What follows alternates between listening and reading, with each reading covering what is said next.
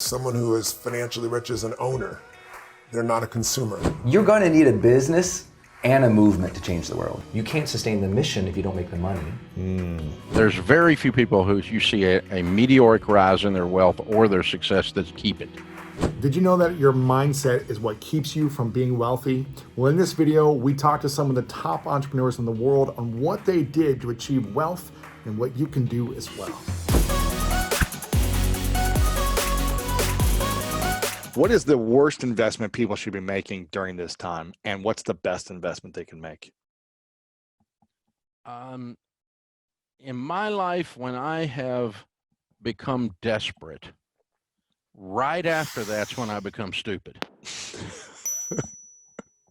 Yeah. And explain. The other one is when I get, well, when you get scared and you go rushing towards something out of fear, that sense of desperation, this thing, when you do that, you're getting ready to screw up. I mean, just count on it. And the other time you do that is if you're greedy. If you think okay, I got this one. I can take advantage of this. And I mean, greedy as a lack of virtue greedy. I don't mean greedy in a positive way where I'm being ambitious, okay? I mean the negative sides of greed. And so if you're functioning in desperation or in this no holds barred, I'm going to just clean up on other people's pain thing, that's when you're getting ready to screw up and you're getting ready to make a major mistake. And so you're set up also for con artists when you do that. And so if you're functioning in high emotion, your brain just doesn't work good. My friend Art Laffer says, when you're panicked and when you're drunk, you don't make good decisions. And so, when you're on high emotion, your brain your critical thinking skills shut down. And so that's when I've made the biggest mistakes in my life, is when I was desperate. And the few times that I was greedy, where I thought, I'm going to slip in there and that's going to be easy money. What was that? Easy money. Could you share a story of one of those greedy times where you tried to jump in and a buddy of mine, I was in my 20s, and a buddy of mine was buying gold. And now this is in the 80s. Okay, it's a million years ago. And he's buying gold, and he had this friend that was he was a gold bug. He was picking gold. And this guy had picked the gold prices where they were going within $1, like 14 times in a row. And so we both dropped $5,000 into this thing. And if we had hit, it was a margin deal. And so I would have made 50 grand. And I thought, I'm putting $5,000 in here. I'm going to make 50 grand. But it's a margin play, which means you're either going to make 50 grand or you're going to make zero. And so he picked it right 14 times. The time I got in, the 15th time, missed it. I got zero. Turned $5,000 into zero instantly. Last time I bought gold, last time I played stuff on margin, last time I got greedy. Is there ever a time where, so what's the difference between greed and a great opportunity of being ambitious? Can you make money fast in certain things, or is typically most things take a certain amount of time and energy and effort? The vast majority of people who are successful financially and successful have done it incrementally. There's very few people who you see a meteoric rise in their wealth or their success that keep it. And I think because you build your character along the way to be able to hold on and be able to do it. I think that's my theory on it. I mean, I got rich quick. I started with nothing. And by the time I was 26, I had $4 million worth of real estate. I built a house of cards, and I had $1 million net worth. I made $250,000 in 1984. I was making $20,000 a month, and in my 20s. So, I mean, but you'd have thought I had it all figured out, meteoric rise to the top. But the very thing that caused me to be the incredible overdrive of ambition caused me to go so fast that I missed the blind spots. I missed the detour signs. I missed the bridge out signs. And so I built this house of cards I thought was a stone house, but I was naive and didn't know. And along comes some regulations changes, a few shifts in the economy, a little S&L crisis, and kaboom. It all comes down. Yeah. All of a sudden Dave looks like an idiot instead of a genius. Right. And so it turns out I was a little of both, because you don't build something like that at 25 if you're not somewhat of a genius. but I was obviously an idiot in the way I built it. And so I get to do it again, get the wonderful opportunity to start over. And so, build it the right way. Yeah. Yeah. But I mean, in the midst of that, as I was falling, it took 2.5 years to lose everything we own. I had stuff presented to me. I almost got conned, serious con, like people just a real con artist type guy. There's not many of them out there. Right. Most of the time you get screwed by well-meaning ignoramuses. But these were real con artists coming into my path, and I was about to give them money because I so desperately needed to turn quick money into big money to save myself. I was desperate. And right about the time you get desperate is when you get stupid. So don't make those decisions. So there's not really, so what I'm hearing you say is the wealthy people, it takes time and it's incremental. It's not an overnight thing. It's not a quick rise. There might be some spikes here and there, but it's typically over time. It's okay to take a spike, but anytime I get a spike, I'm always a little suspicious of it. Really? It makes me even more careful. I draw back and I go, well, that's really cool. Is it okay? Because it's not normative. Normative is incremental. And so I always tell entrepreneurs, it's okay to be on the cover of Slow Company magazine.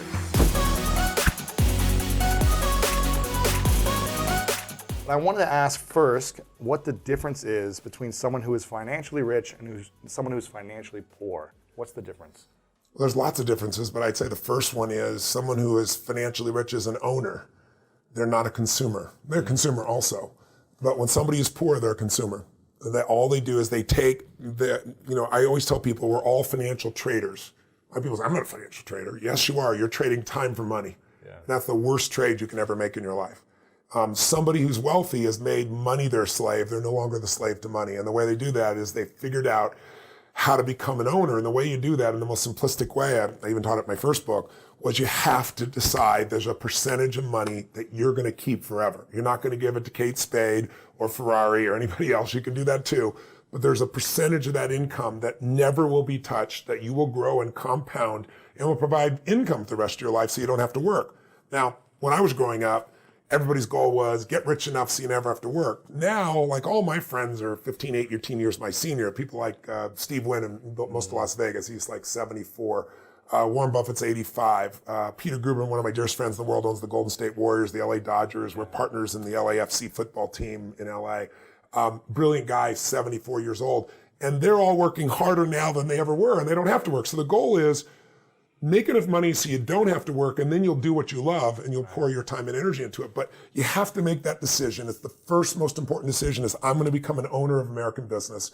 You don't want to have an Apple phone and not own Apple. And you don't want to just own Apple because any company can go up and down, right? You want to own the index. You want to own, a variety with enough diversification.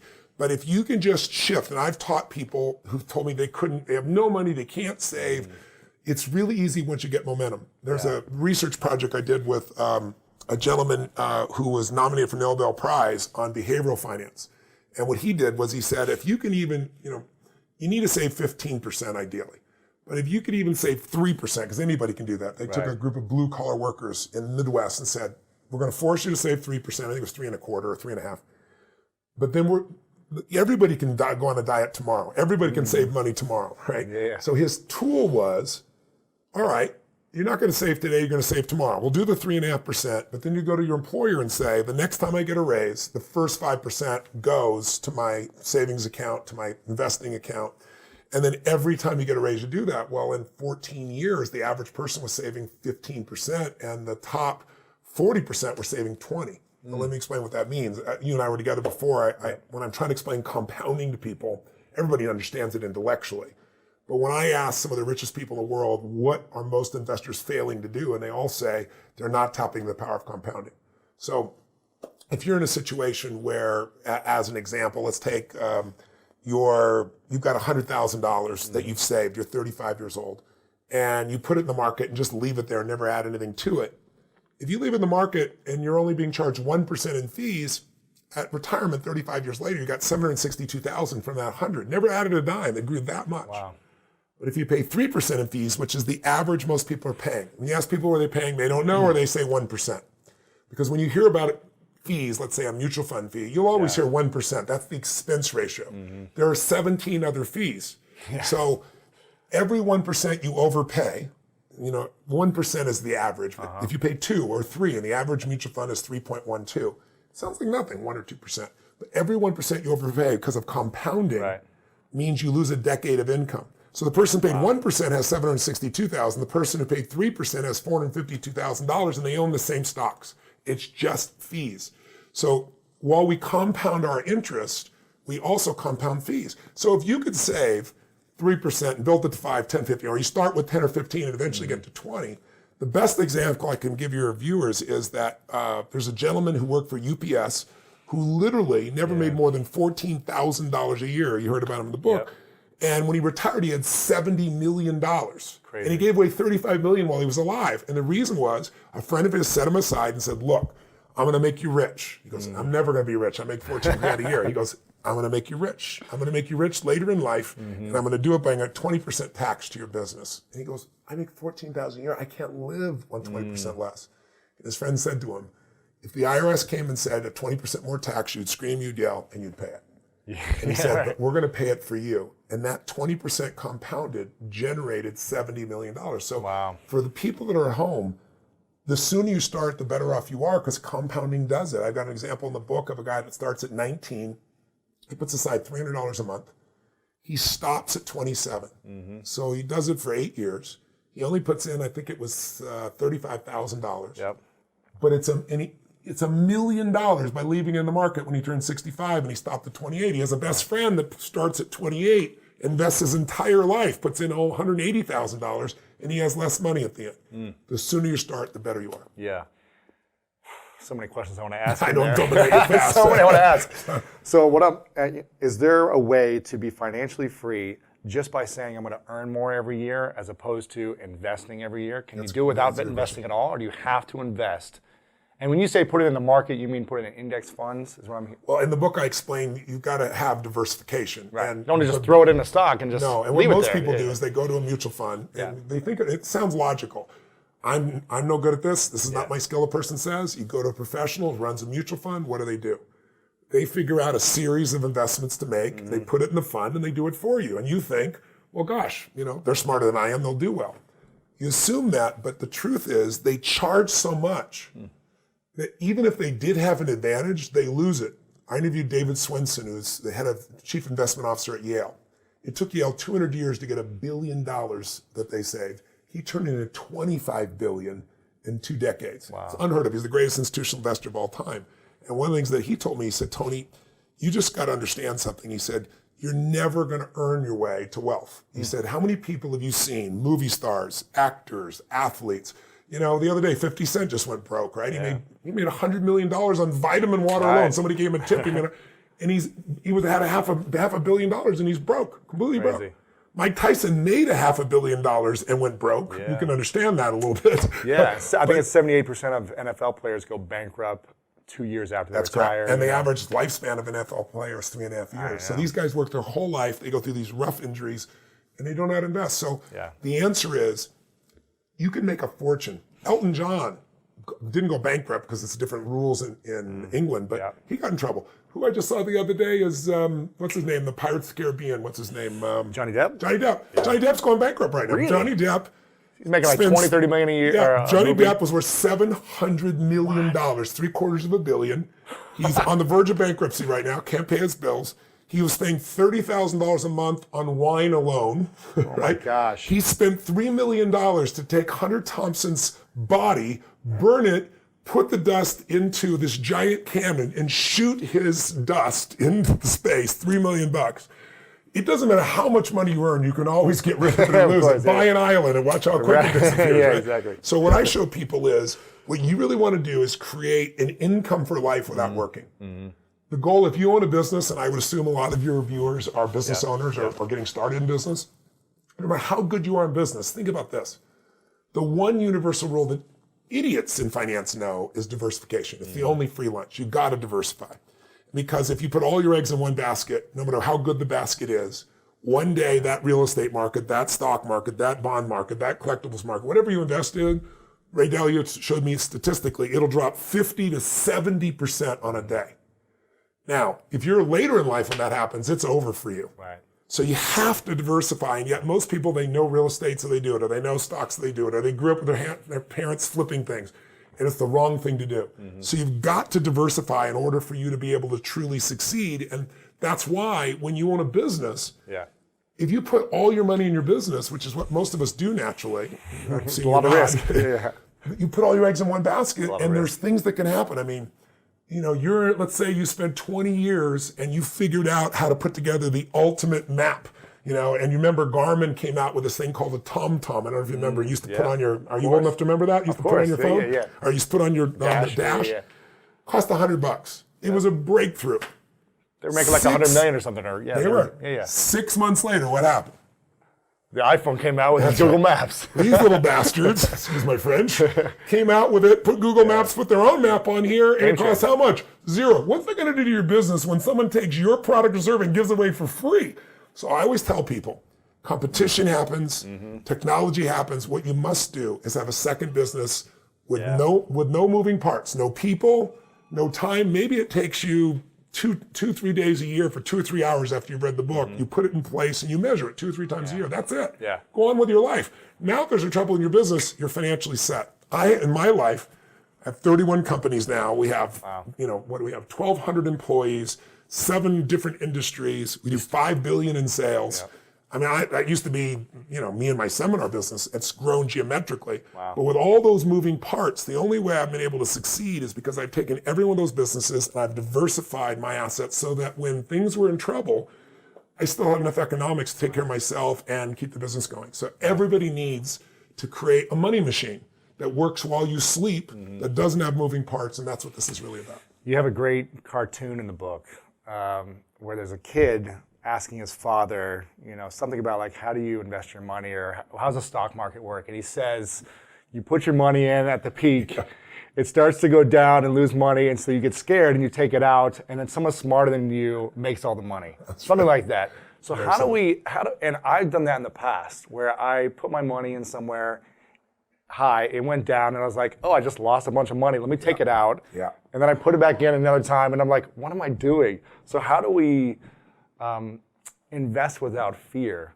of, oh, it's going down, I need to take it out, or like trying to time it? How do we do that? Great question. It's one of the main reasons I wrote the book. I always tell people, if you just read the second chapter of the book and nothing else, it'll change your life. You can do that with multiple chapters, but that chapter is really about teaching people that winter is coming. We all know winter's coming, right, to coin a phrase, but that winter is the best time on earth. And I know that's counterintuitive, and I don't mean like being a positive thinker. I mean pure facts. So in the book, I take you through 10 facts. I'll give you a couple of them right now. The first fact I give people is, why do people not invest? They're afraid of failing. If you're a millennial, right? So you grew up witnessing 2008 when you were still relatively young. How old are you now? 33. Okay, so you were what, 27? What? 2008. 27. I guess. 27, 28 years old. So you're a young man, and you're watching the world melting down in front of you. For most millennials, they are the first generation since the generation that went through the Depression that is not investing at the ratio they need to, even close. And they have more debt than everyone, probably, right? With all they have more college debt than everyone. Absolutely true. I have a friend that has $400,000 of debt, dental school. President Obama just paid off his debt 5 years ago while he was still president. No. I swear to God. Oh my gosh. It's mind-boggling. And he had a bunch of scholarships, but the last bit, it took him that long. So what I tell them is, listen, paying off your debt's not enough. You've got to become an owner, or you're always going to be in that place. So yes, pay off your debt, but here's what you need to know. You got to become an owner.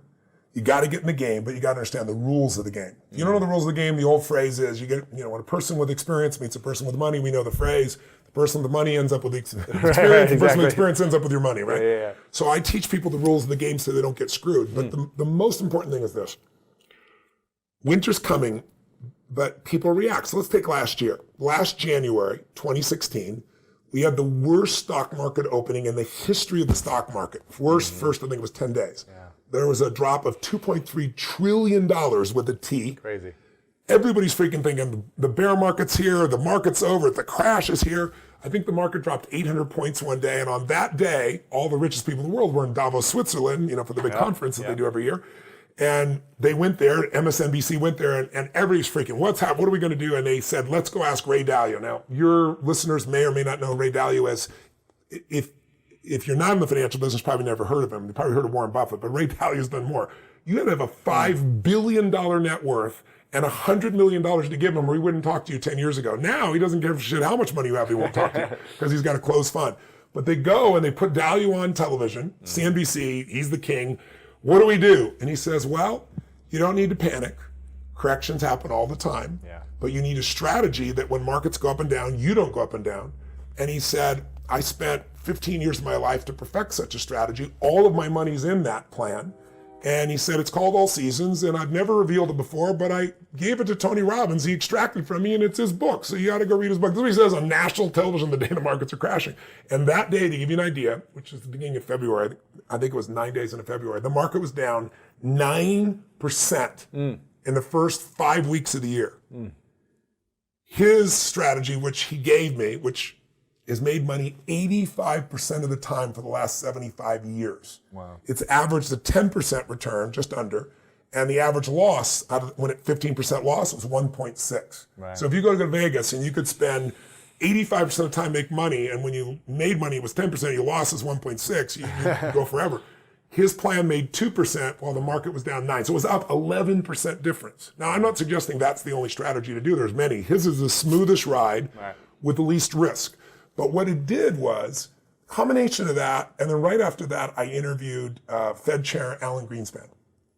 He was the head of our economy, the most powerful man in finance for 19 years, 4 presidents. He was there running. I was just with President Clinton this last week. He was the Fed chair for him. And I interviewed him for like 2 hours, or 3 hours off stage, 2 hours in front. And I asked him in the very beginning of this thing, I said to him, I said, look, if you could be put in the Fed today, what would you do? And he looks at me, and as I said, he leans forward and he says, resign. So I look at that and go, oh my God, I need to write a book that'll free people. So here's what will free you. Everybody's afraid of the crash. So here's what you need to know, 2 terms you should understand. Correction versus crash. Anytime the market drops from its high by 10% or more up to 20, it's called a correction. Right. If it drops 20% or more up to 80%, like in the Great Depression, then it's called a crash or called a bear market, okay? So how often does a correction happen? How often do we have to be prepared for it? Since 1900, we've had a correction on average every year for 116 years. So when is winter coming? This year on average. It's like, how often does winter come? You wouldn't be surprised if it stormed and rained. Now, some winters are long, some are short, some are harsh, some are light, but winter always comes. So I wasn't panicked when this happened last year. I'm not panicked whenever it happens because I know it's supposed to be. Yeah. How long does it last? Average, 56 days. Okay, so just under 2 months. What's the average drop during that time? 14% over the last 30 years, 13.5 over the last 100 years. So I use the more recent one. 14% gets your attention, right? 14% you get a little gut check. Yeah. But here's what you need to know. 80% of all corrections never become a bear market. 80%. So all this fear, and what people do is what you said you did, is they see it, it's freaking out, I'm losing money, I'm the hell out of here, and they get out. The stock market never took a dime from anybody, only you can take it from you. You sold, that's why you lost. Right? So if you look back and say, what was it like in 2008, I can remember vividly being with my platinum partners and saying, you see these $80 stocks? This is 6 months before the crash. I told them in April, I brought them to Dubai, and I said, these stocks are going to go to 8, and some are going to go to $1. Wow. And by October, and I told them what to do, so they were able to get out. October, I go on the Today Show in October of 2008, and they go, Tony, there's been $3 trillion meltdown. Pump the country up. You got 4 minutes. like, ready to go. That's not what I do, first of all. And I said, I'd be a lie. I'm not going to pump up. At that point, the $80 stocks were 8. I said, some of those, I said, I'm not a market forecaster, but I work with Paul Tudor Jones, one of the greatest investors in the history of the world. In the biggest market crash in history, 1987, he made 200%. Wow. When everybody else was losing their entire life. And I've been coaching him continuously now for 24 years, every single day. Wow. So I said, I work with the best in the world. And they're telling me, based on history in the 30s and history in the 70s, this $8 stock, some are going to be $1. And I remember the day in March of 2009, Citibank, which had been, I think, $70, sold for 97 cents. You could go and take your money out of the ATM, it costs you more to take your money out than to own the bank, right? And then I told people it'll jump from 99 cents to $6, $10, $12 in a month or two, and it's exactly what it did, right? So what you got to know is corrections happen every year. You got another couple months. You got to know it's 14%, and you won't lose because 80% of the time it doesn't go to a bear. Now, what about the bear? The bear market, it happens, to give you an idea, in the last 100 years, every 3 to 5 years. We've gone 8 without one. We're way overdue. Yeah. So in modern years, last 30 years, it's about every 5 years. The average length of a bear is 1 year. The average drop is 33%. Wow. A third of those drops go 40% or above. That, I don't care how well prepared you are, that's a scary thing. Yeah. But it is the greatest opportunity in your lifetime to go from wherever you are financially to where you want to be. I hope your audience is listening right now. Hear me. If you want to leapfrog and you're a millennial and you think there's no future, or you're, a baby boomer and you think you're too old and it's too late, the greatest gift you have is coming. I know it doesn't sound like it. This is not positive thinking bullshit. This is the truth. Wall Street, the stock market, is the only place that when things go on sale, people freak out. If I said, you like Ferraris? Sure. If I said to you, Ferraris go on sale for 50% off. Awesome. But when I tell you Apple's on sale for 50% off, you go, oh, what am I going to do here? What's wrong? The whole world's coming to an end. If you think about it, how old are you? 33. 33. So let's assume if you were 35 and you lived to 85, you got 50, 52 years ahead of you. That means you have 52 more corrections to live through. Right. That means you're probably in those 50 years going to have 10 more bear markets to live through. If you're going to have a gut checks every time, or you're going to leave out of it, Right. if you didn't participate because you thought, oh, the market's too volatile, I can't trust it, all that stuff, you missed 250% return in the last 8 years. I mean, you've missed out on everything while you're waiting for things to be better. And if you won't do it when it's like this, when it crashes, you're not going to get in. Sure. So here's the good news about the bear. The good news about the bear, average ones a year. Could be longer, but that's the average. Could be shorter. But here's what's cool. Every single bear market in the history of the United States has led to a bull market, meaning right afterwards. So 2008, this plummeting, what happened in 2009? Up 67% in a year. I can show you every single bear market, and the next year when it comes out, it's this explosion. Now, that's not true in every market in the world. It's true for 2 centuries in the United States. Wow. So that's why Warren Buffett says, I want to be greedy when people are afraid. And I want to be afraid when people are greedy. If you remember 2008, he was telling everybody, buy. He was having the time of his life. Buy, everything's on sale. So what you have to do to become unshakable is turn, the metaphor I use is turn the snake into the rope, meaning we all know the story. It's the middle of the night. You're walking through the yard or someplace and you see a snake and you're freaked out. You pull back, you come in the morning and it's a rope. Once you know it's a rope, you're never afraid again. I think you said you did like 15 or 17 7-figure launches in a row online. 28. 20. My numbers are off here. 28.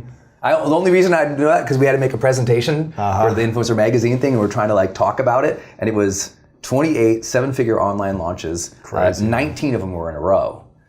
So that 19 in a row. Wow. That 2009 to 2015, we kind of defined the game for launching, especially personal development online courses. There were a lot of people teaching marketing or launches or how to do a seminar or something like that. But we were like, personal development is harder to sell. It's harder to sell, man. It's hard to sell high ticket too. Yeah. It's harder to sell. So you've been doing that. You've helped so many people launch their brands from their influence, because there's a lot of influencers in the world who are really great at creating content that goes viral, that attracts an audience. And then grow an audience and they have no clue to make money. That's it.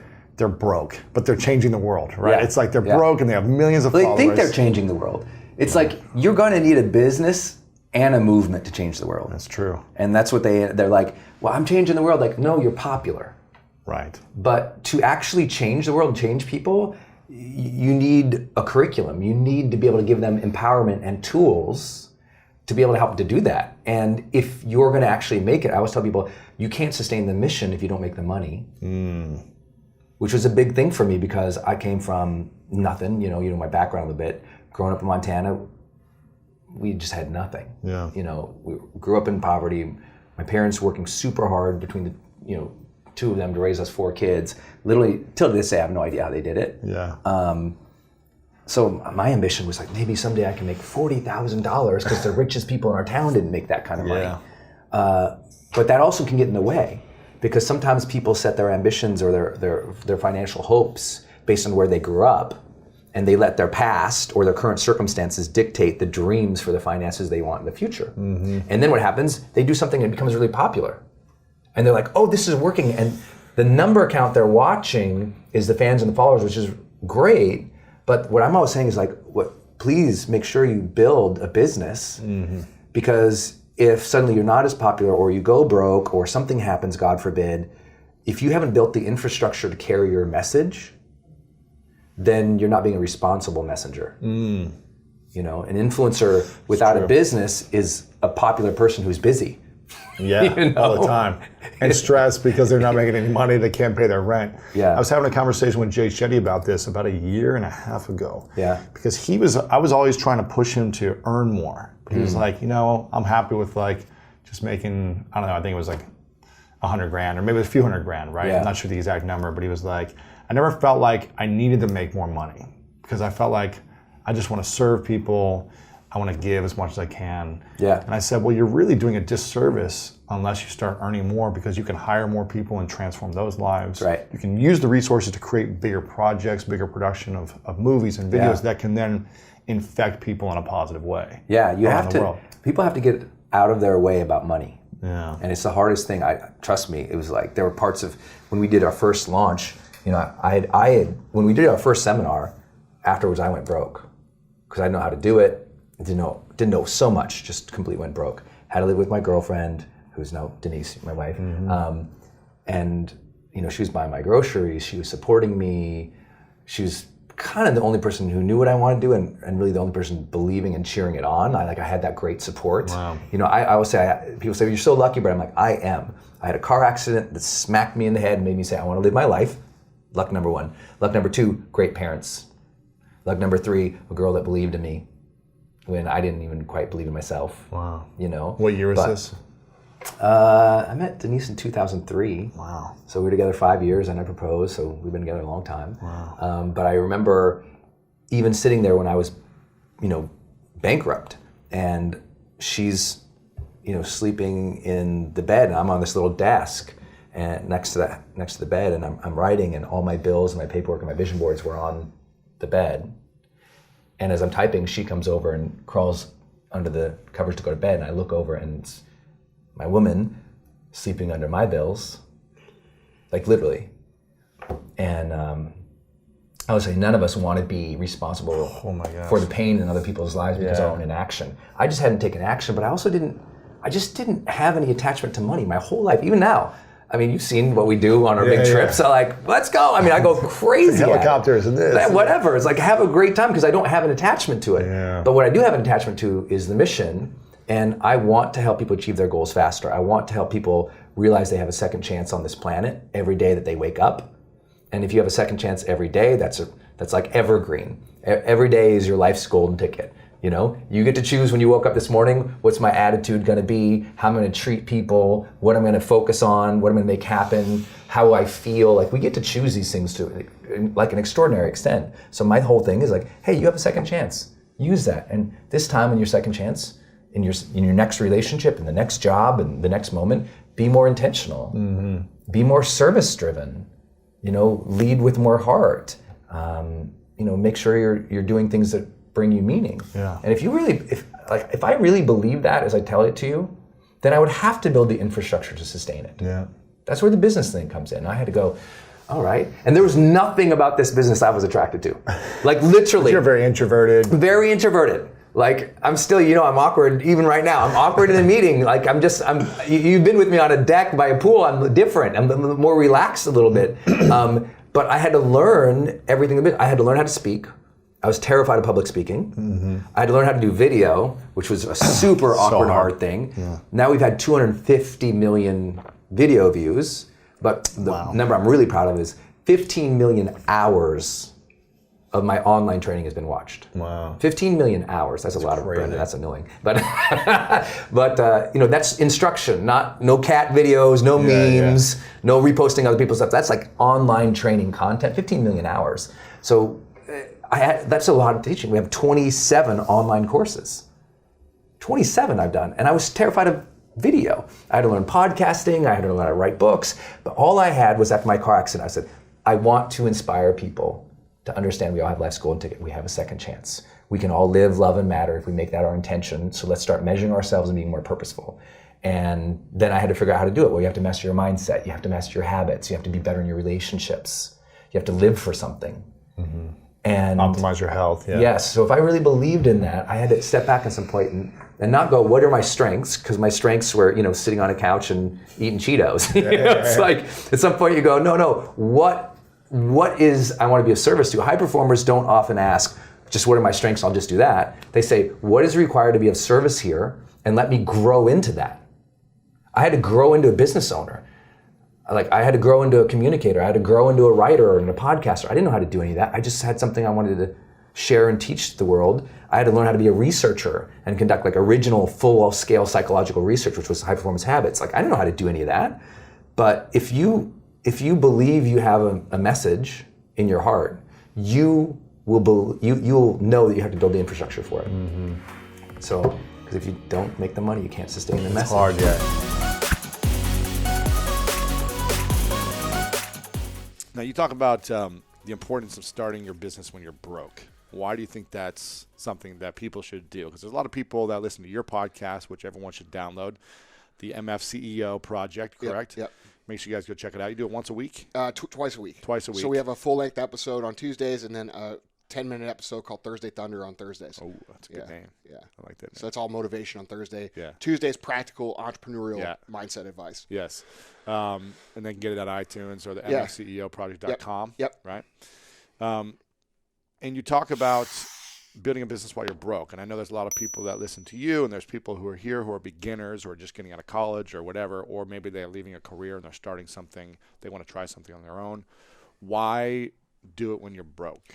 Or that mentality. At least. So I call that zero option mentality. It's something I talk about a lot on the podcast. Basically, you want to get yourself in much of a situation as possible to where you don't have an option but to succeed. People use the idea of I don't have the funds or I don't have the resources, I don't have this as an excuse so often. I hate that. Dude. I hate it. Because I'm like, dude, this is the best thing you could ever have.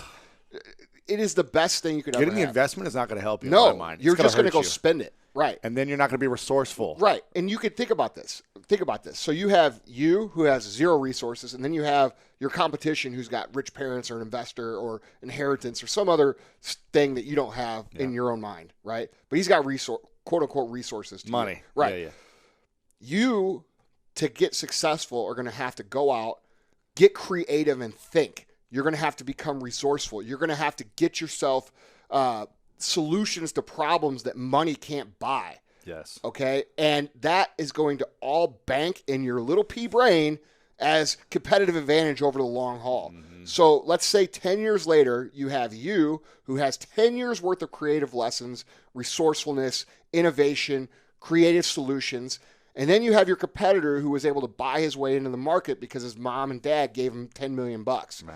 This dude hasn't learned shit for 10 years. Okay? He has bought his way into his market share, and then all of a sudden you guys converge and you have to compete. Who's going to win that battle?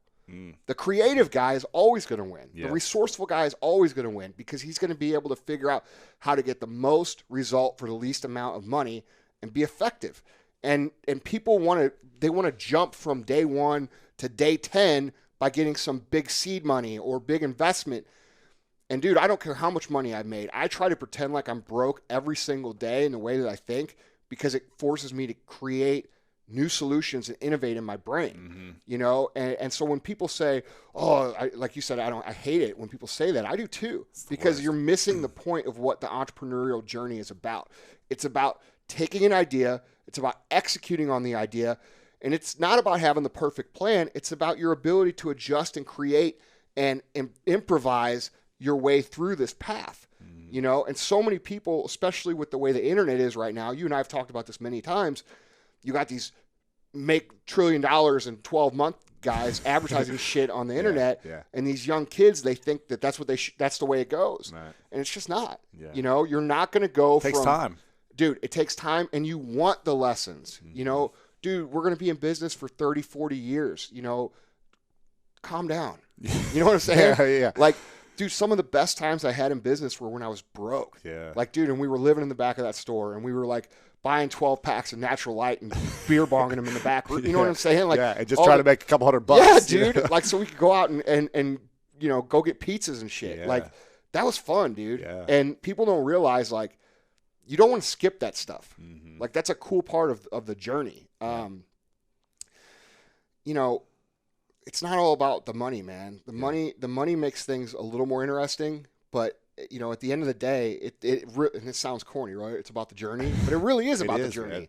You know, and you don't want to try to jump past all the good stuff that you're going to experience because you're in some sort of hurry. Because not only are you going to miss all this cool stuff, you're going to discount your education to level 0, you know, by getting somebody to give you X amount of dollars. I mean, dude, if somebody had given me $1 million the day that I started, I would have blown it in a week. Yeah. You know, oh, we could do this, we could do that. Dude, I don't care how much money you have. Time is a factor in business. You know, like it takes people, as, you know, we talked earlier about the human relationship part and connection part of business. It takes people time to like and trust and become loyal to a concept. So that's why you see people who they get these big $40 million Super Bowl commercials.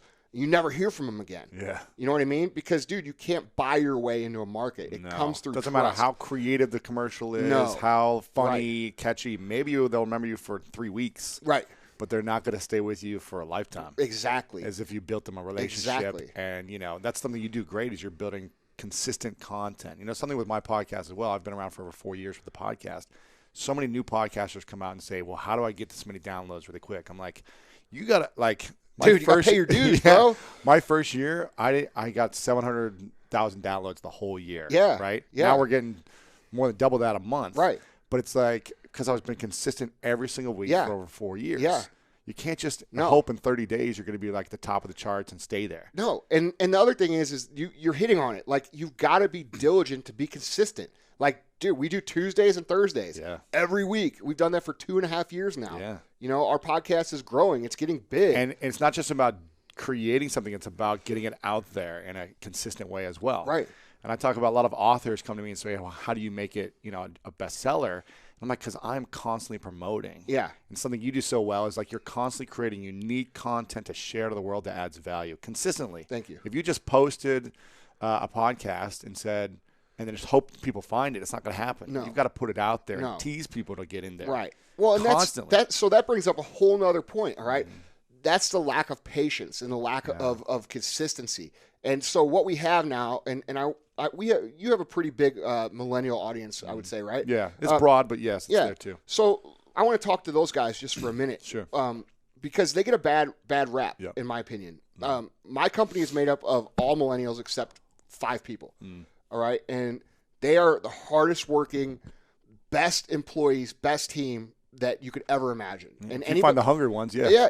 Well, so it's not that they're not hungry, because I see all this stuff that's put out. Like I saw Simon Sinek's interview where he said, and I thought for the most part he was spot on, but he said something that irked me in that interview. And he said, millennials want to they work for a purpose, whatever that means. And the thing about working for a purpose is that we're in a situation where business is so transparent that for us to get customers to become loyal to us, we have to go and lead with purpose first. If we lead with profit, they're going to see through it. Right. So we've got to solve their problems. Otherwise, they're going to post about it, they're going to talk about it, they're going to share about it, and people are going to know that you don't give a shit about your customers instantly. Yeah. All right, so you're dead. Here's the great thing about millennials. Millennials are awesome because they do care about purpose, and they do care about solving a problem. They do care about creating impact over money. Yes. And when you care about those things first, the money is always there. So millennials are the ultimate people to work with when it comes to building a company. However, the reason they're getting a bad rap is because we have all these older, gray hair, gray beard managers and CEOs. They're saying these guys, they're not motivated by money. Well, why don't you consider this, that it might not be them that's the problem, it's you. It's you're trying to motivate them the way that you were motivated when you were 20 years old, by getting an extra spiff or an extra commission or extra this, because financially, financial hunger was more important in that generation. So we have a situation where we have this amazing workforce who is able to solve problems, being driven by purpose, and they're getting this bad reputation for no reason. Right. Okay. And when we talked about a minute ago, what we were talking about is being consistent and being patient. That's the downfall of the millennials. Okay. So it's They not want it now. Yes. But you can't blame them for wanting it now, because think about how you and I grew up, right?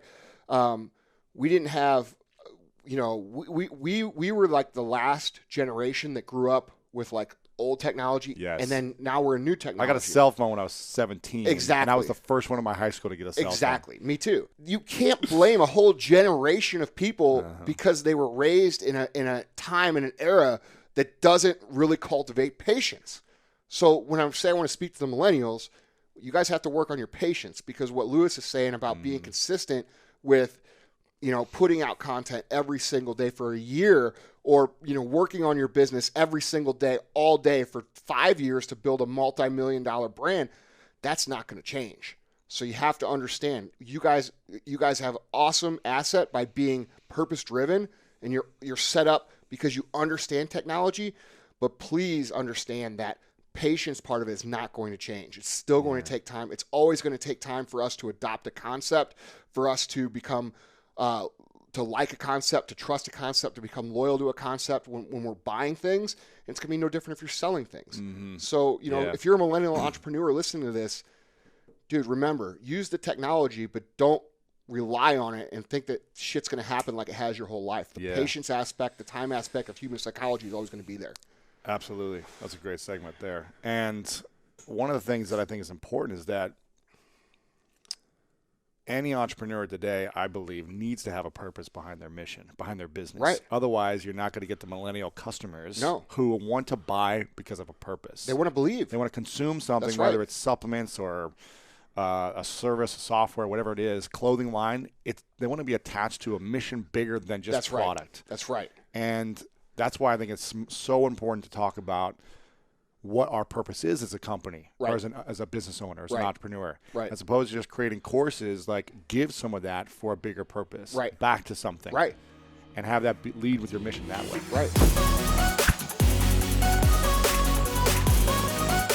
You sold a company, Huffington Post, to AOL, right? Right. And I think the number was $315 million. Is that correct? Now, during the time you were building this company, you didn't sleep much, from what I remember, right? The first 2 years. First 2 years, because we launched the Huffington Post in 2005, and in April 2007, I collapsed from sleep deprivation and exhaustion, and hit my head on my desk and broke my cheekbone. In the middle of the day? In the morning, actually. Not even in the middle of the day. And that was the beginning of my starting on this journey of reevaluating my life, of looking at what were the things I needed to change in my life. And for me, the keystone habit, that I changed and everything else became easier, was sleep.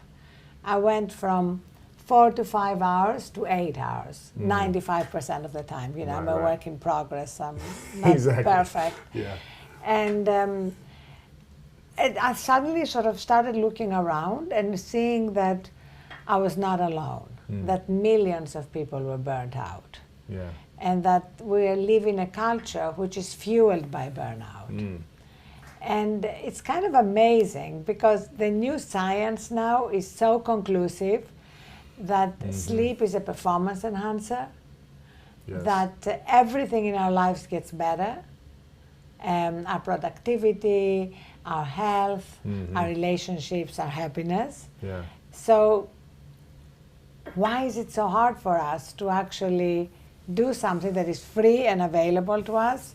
And I think that's partly because we've created this culture mostly created by you guys, not you personally, Luis, but men, you know, Yes.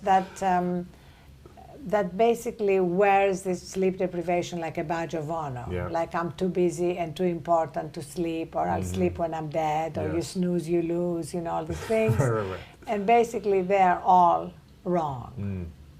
Yeah. Yet it's kind of interesting. It's kind of like the food industry in a sense where they told us to, you know, the breads and grains and milks and all these things were actually good for us, but now the science is like, well, actually, that's what's causing all the cancer or making you exhausted. It's like the gluten, the dairy, or whatever.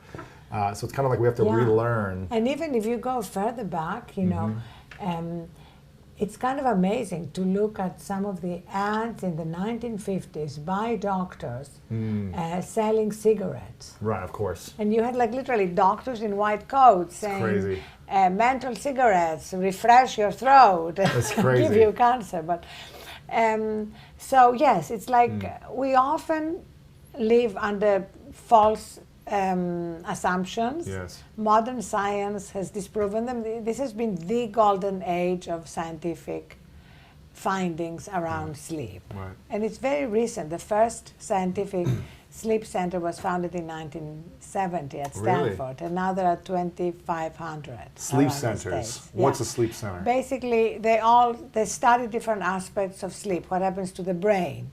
At Stanford, Sherry Ma studied sports and sleep, and she was the one who became the pioneer of proving that sleep was a legal performance enhancer without negative Illegal. side Yeah, effects. exactly. Yes. Wow. And so you have Andre Iguodala, for example, who had such a fantastic year despite his injury. Didn't I just see a photo with you and him? Yes, I interviewed him at Stanford, the Golden State Warriors MVP. Yeah. Absolutely considers his sleep what got him the MVP title. Right. And he's kind of so disciplined about it. I talked to his wife too, you know, getting his 8 hours, no screens or TV in the bedroom, temperature at 67 degrees, everything dark, you know. All the things that I include in the book, all the tips and techniques of how to get a great night's sleep. And he's practicing, and when he's on the road, making sure that he has as many of these things available to him, so that he can actually get the restorative sleep that makes him better on the court. What's the science behind recovering the muscles with whatever it is, 7 or 8 hours of sleep with a cool temperature, the blackout, you know, calming the mind? What's the science behind that? What do doctors or scientists say about how it actually enhances the muscles or the heart or the brain or all the things? Well, it enhances everything, both the physical body that needs that recovery time. In fact, the more intensely you work out, the more essential the recovery time is for the body. Yes. But also, what happens to the brain? Because as you know, being an athlete yourself, winning is not just a function of your muscles, it's also a function of your brain. And I talk in the book about how if you miss a shot or you make a mistake, which every athlete does in the course of a game, if you actually keep replaying that in your head while the game is going on, that's a recipe for disaster.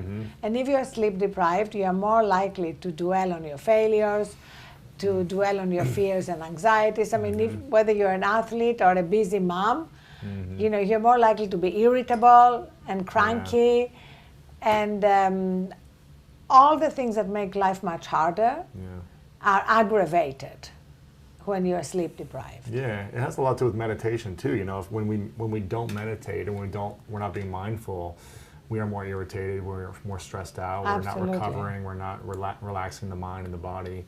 I think sleep and meditation go hand in hand. Do you meditate as well yourself? I do meditate, yes, Okay. and I love my meditation. Yeah. But the thing about sleep is, whether you meditate or not, whether you work out or not, everybody has to sleep. Right, exactly. So everybody has a relationship with sleep.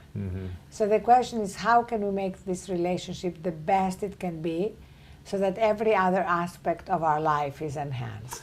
Do you feel like you know, in 2007, 2005 to 2007, you said you started to realize that you were like crashing and all these things were happening. Well, I didn't actually realize until I collapsed. Until you collapsed, 2007, that's what right? That's what is so interesting. How many years were you kind of living this lifestyle of not paying attention to your sleep?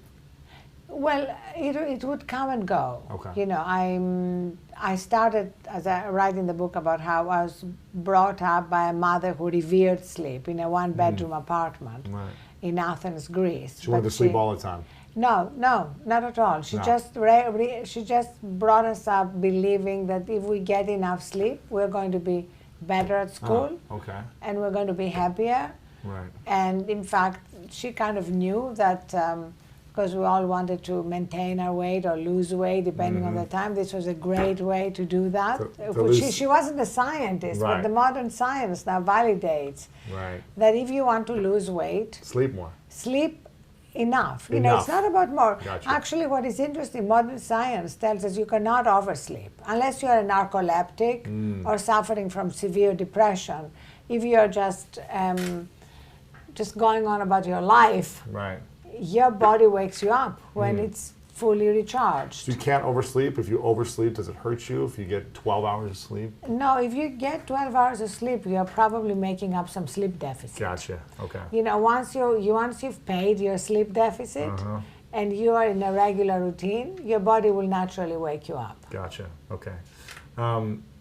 Interesting. So your mom kind of had this intuition. So my mom had that intuition and brought us up like that. But then when I went to England to get my degree and then to New York, I just bought into the prevailing culture, which was that the driven mindset. Yes, that if you're going to succeed, then you need to sacrifice sleep.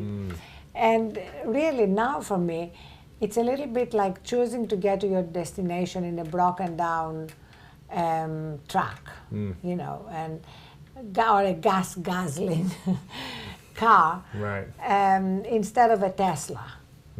Teslas run so smooth. I mean, when you are fully recharged, it's like there you are in your Tesla, going to your destination faster, more efficiently, and also enjoying the journey. Yeah. So that's why I've become such a sleep evangelist. And this crusade that we've launched, the book is one part of it, but we're taking the book and the sleep revolution to 100 colleges to convince millennials of the importance of sleep. Are you seeing that a lot of millennials are not sleeping, that they still have this pull all-nighter mentality like in college, you know, for finals and tests? Absolutely. Is that happening still? Yes, it's happening, and with huge and dangerous consequences. And that's what I wanted. I structured the book so you start with the crisis and give people an overview of how dangerous sleep deprivation is, how prevalent it is, and how it's also at the heart of a lot of mental health issues. Really? Like people who are depressed or anxious. At the heart of it is sleep deprivation. So they're linking the diseases that we're having, just the mental, emotional diseases? The mental and the physical. Obviously, sleep deprivation is directly linked to obesity, diabetes, hypertension and heart disease, even cancer, and definitely Alzheimer's. Really? Because when we sleep is the time when our brain washes away, you know, the toxins that have built during the day. Interesting. Is it more powerful to have vivid dreams or to not dream at all? Is there a difference? Does it matter? Much more powerful, obviously, to remember your dreams because it means you're getting enough sleep. If you remember them. Yeah. Okay. If you are sleep deprived, you're much less likely to remember your dreams. Really? And I have a whole section on dreams, and dreams are a great source of insights. A lot of inventors have come up with their inventions in dreams. Really? Larry Page came up with the idea for Google. In a dream? In a dream. Wow. Okay. Paul McCartney came up with Let It Be in a dream. All the lyrics were written in the dream. Interesting. So whatever it is you're doing. But you're saying if we're not sleeping well, then we're not going to have dreams we can remember, or maybe there'll be more nightmares than dreams. Well, you're much less likely to remember them. Gotcha. If you're not sleeping well. And do we know, and maybe we're not aware of this, but do we know about why we have nightmares and why we have positive dreams? Or yeah, I mean, basically, dreaming is a time when we either process a lot of the incomplete emotions of the day, or we process our anxieties about the future, or the more insightful dreams that tap into our wisdom. So it depends, it's the whole gamut. That's what I love about my sleep time now, that I go to sleep and I don't know what the movie is going to be tonight. Right, exactly. But it's a little bit like rekindling the romance with sleep. But I wanted first to convince people of why it is important. Right. I think we're so data driven, Right. and the science chapter gives you all the data you want to really believe it's important. And after you believe it's important, and after we go through the history chapter that shows you why we started devaluing sleep in the first industrial revolution, when we thought human beings could be like machines and minimize downtime, then you have the second half of the book, which is all about how to. But you first have to how to maximize your performance, how to maximize your sleep, and there are tons of tips. Right, resources. Exactly. But for me, the key, the most important thing, if you're going to do one thing, it's to turn off all your devices. Start with 5 minutes before you're going to turn off the lights. Just have a little demarcation line between your day life and your sleep. Right. Why is that important to turn off the screens and Because TVs? otherwise what happens is that our bodies may be exhausted, but our minds remain in a stimulated mode. Blue light stimulates the brain, but also beyond the blue light, it's just that we haven't given our brain some opportunity to power down. And that's what wakes people up in the middle of the night. Even if they go to sleep, because they're physically exhausted, their brains wake them up with whatever it is they haven't processed, all the mind chatter. So I think what is key is to have a little transition to sleep. And it can be a really simple and short transition. Mine is about 30 minutes now, but I believe in microscopic steps. You know how it is. You build habits with very small Don't try to do this big jump changes. at the same Don't try to make the big jump. Just little things that you can stick to. And then little by little, the kind of person that you become when you are fully recharged becomes like a magnet. And you want it all the time. I want to be that person. I don't like myself when I'm the other kind of person. When I'm sleep deprived, when I'm irritable, when you tell me something and I get upset, or you're just slow, or whatever it may be. Oh yes, you make mistakes. You're not as sharp in every possible way. How do we negotiate with our mind to achieve something we've never achieved? Yeah, so the first thing to achieve is, why do you want to achieve it? Like, what is your outcome? Many of us walk into the room, even into the room when we're talking to ourselves, and they're not honest about the outcome. What is the outcome? Why are you going through the motion? Is it because society has told you that that's what it should be? Or is it that your parents always wanted that from you? Or is it that you have been neglected in some way and you're trying to please a bunch of people that you can't stand?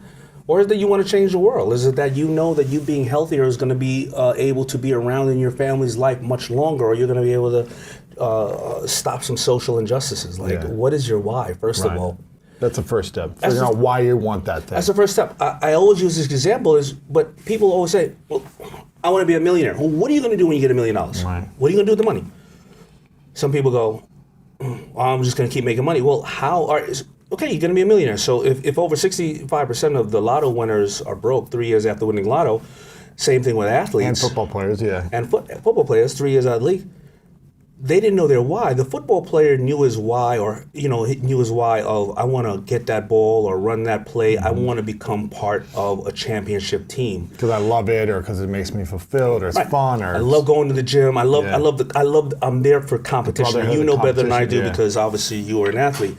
But if you don't know your why for $1 million, well, when you get the money, you're going to buy a Bugatti, You're going to buy 10 cars. And then what?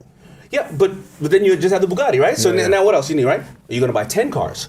Are you going to move to Bali and live off $30,000 a year for 10 years, carve canoes, save the turtles, and invest in some stocks because stocks are going to average out 12% every year, and you're going to turn the $600,000 into whatever the case is. And then when you come back, like, what are you going to do? What? Yeah, right. Are you going to buy investment properties and keep doubling down?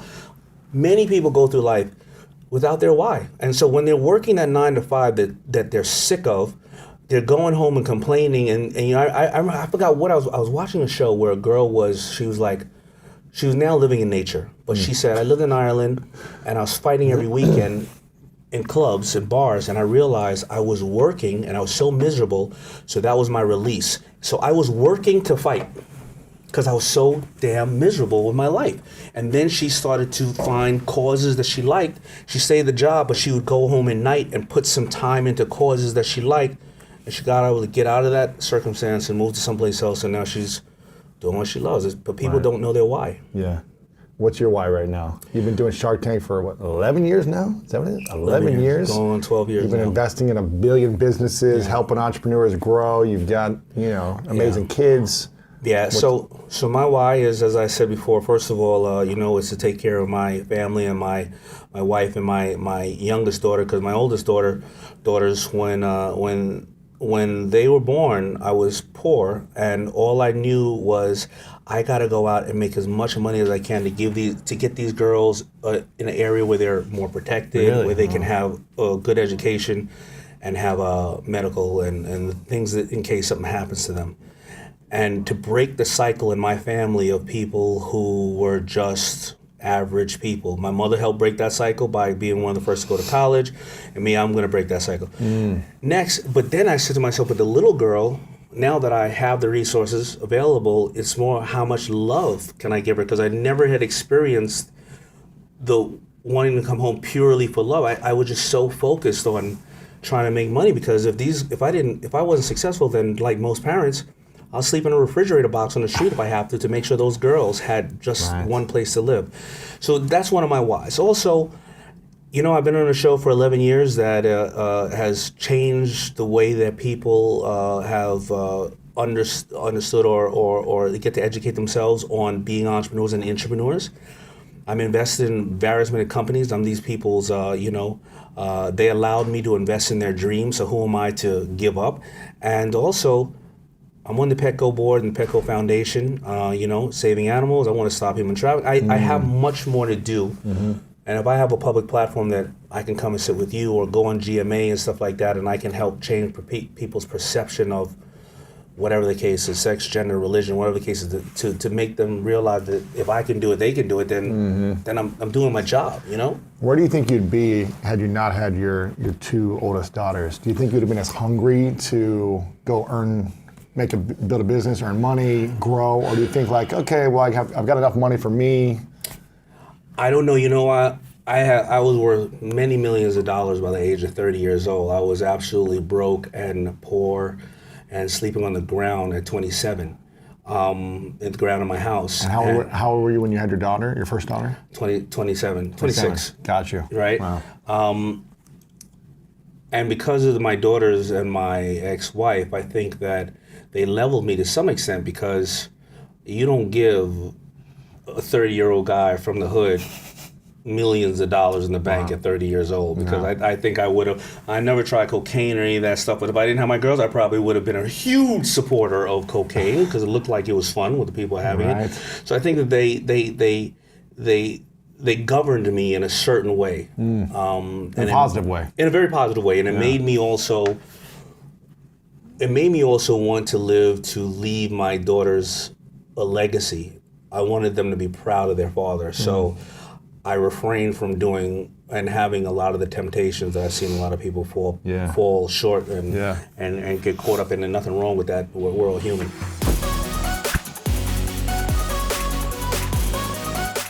This applies to any industry and any career, getting a job, getting a boyfriend, a husband, whatever it is. Yes. You got to persuade people. You do.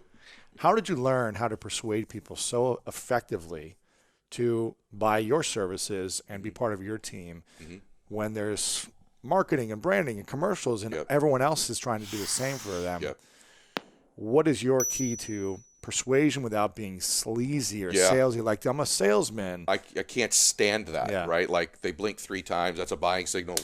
Go for the jugular or whatever. I can't stand that stuff. So persuasion in anything. So if you want to persuade your children, if you want to persuade someone to take a look at your faith, if you want to persuade someone in business, if you want to persuade someone to help you in anything or help them in anything, it's real simple for me. Monster belief. And so you can't transfer to me that which you're not experiencing yourself, right? So you can't give me that. People are always trying to come up with a magic word, the magic close, the magic this. And there are words you should and shouldn't use in persuasion, no question about it, right? There are words that are more effective than other words. And clearly, to be successful in any business, you need to know what those words are in your business.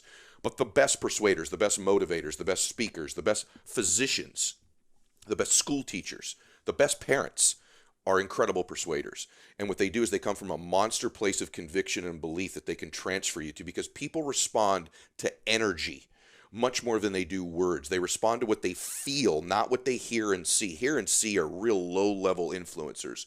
Energy, spirit, transfer of energy is what people respond to. And so I'm cognizant all the time of getting in a state of total belief and certainty about what it is that I'm going to represent or speak on, if I'm speaking on stage about a particular topic, and then transferring that energy into people.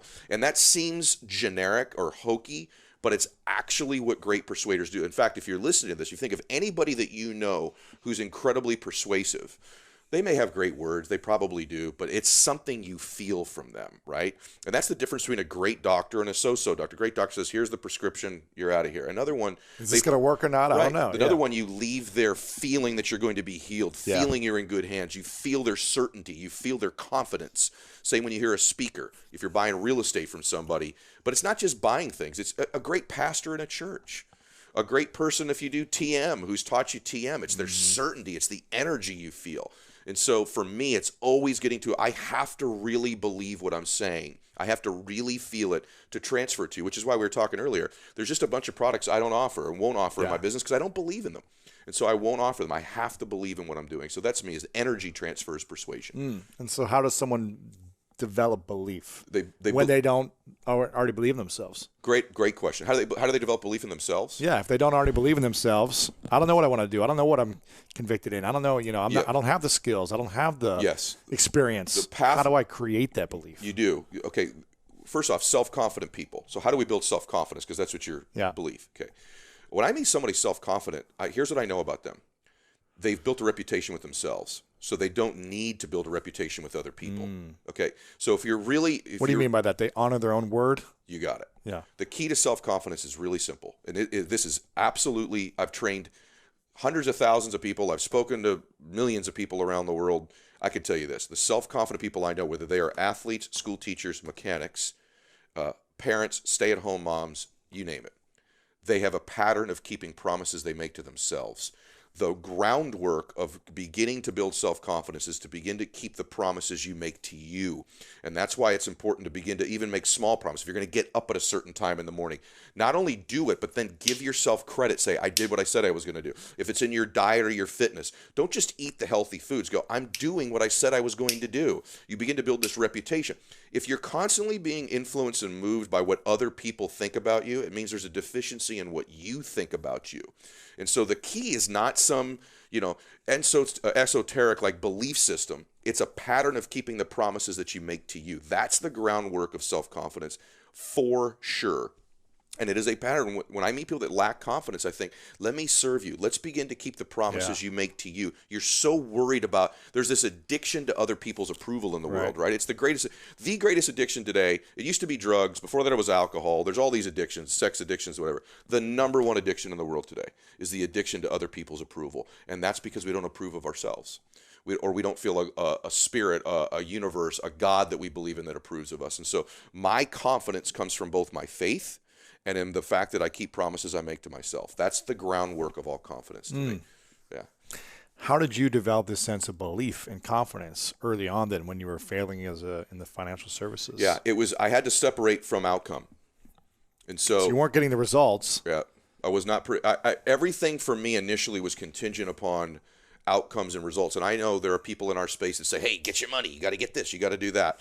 And that's easy to say because they've already built tremendous self-confidence. But most people watch that go, "Okay, but how do I do that?" And so I had to start to take some solace, some confidence in the fact that I was behaving in a way requisite to eventually produce success, right? And so I started to give myself credit. I started to work on my identity. I started to read the right books, listen to the right things. And for me, it starts with my body. Like, I couldn't control what other people would say to me, but I could control that I got up and worked out. I could control that I moved my body. There's something that we've both learned from Tony about just literally moving our bodies physically changes our state. And like, everybody hears that, but I actually do it. I really believe it's hard to get depressed. It's hard to not believe in yourself. I was at the gym today. I was watching this couple very odd dudes. They were just sort of really dancing. And the first part of me was like judging them. Like, these guys are so weird, you know, in public. But then I thought, you know what? That's not right. These guys are in a great, joyful, blissful state, right? These are not depressed guys. These are not guys lacking self-confidence. Yeah. And so often the way we move our bodies can change that too. And so the answer for it was I started to keep the promises I made to me separated from outcome. It's nothing wrong with having goals and outcomes. But if your outcomes and goals define you, whether you get them or you don't get them, you will have a hollow life. In other words, if you're defined by the goals you achieve, you actually get them, and you think that's going to make you happy and define you, you're going to lose. And on the other hand, if you constantly define yourself by the fact that you aren't achieving your goals and outcomes, you're going to lose. Both of obsessing over outcomes will lead to a pretty hollow existence. But if I can be from a place of my intent, my behaviors, I finally figured out my intentions are good. I'm a good dude. I'm a good person. And you know what? I'm trying to do good. I'm trying to improve my life. I'm trying to help people.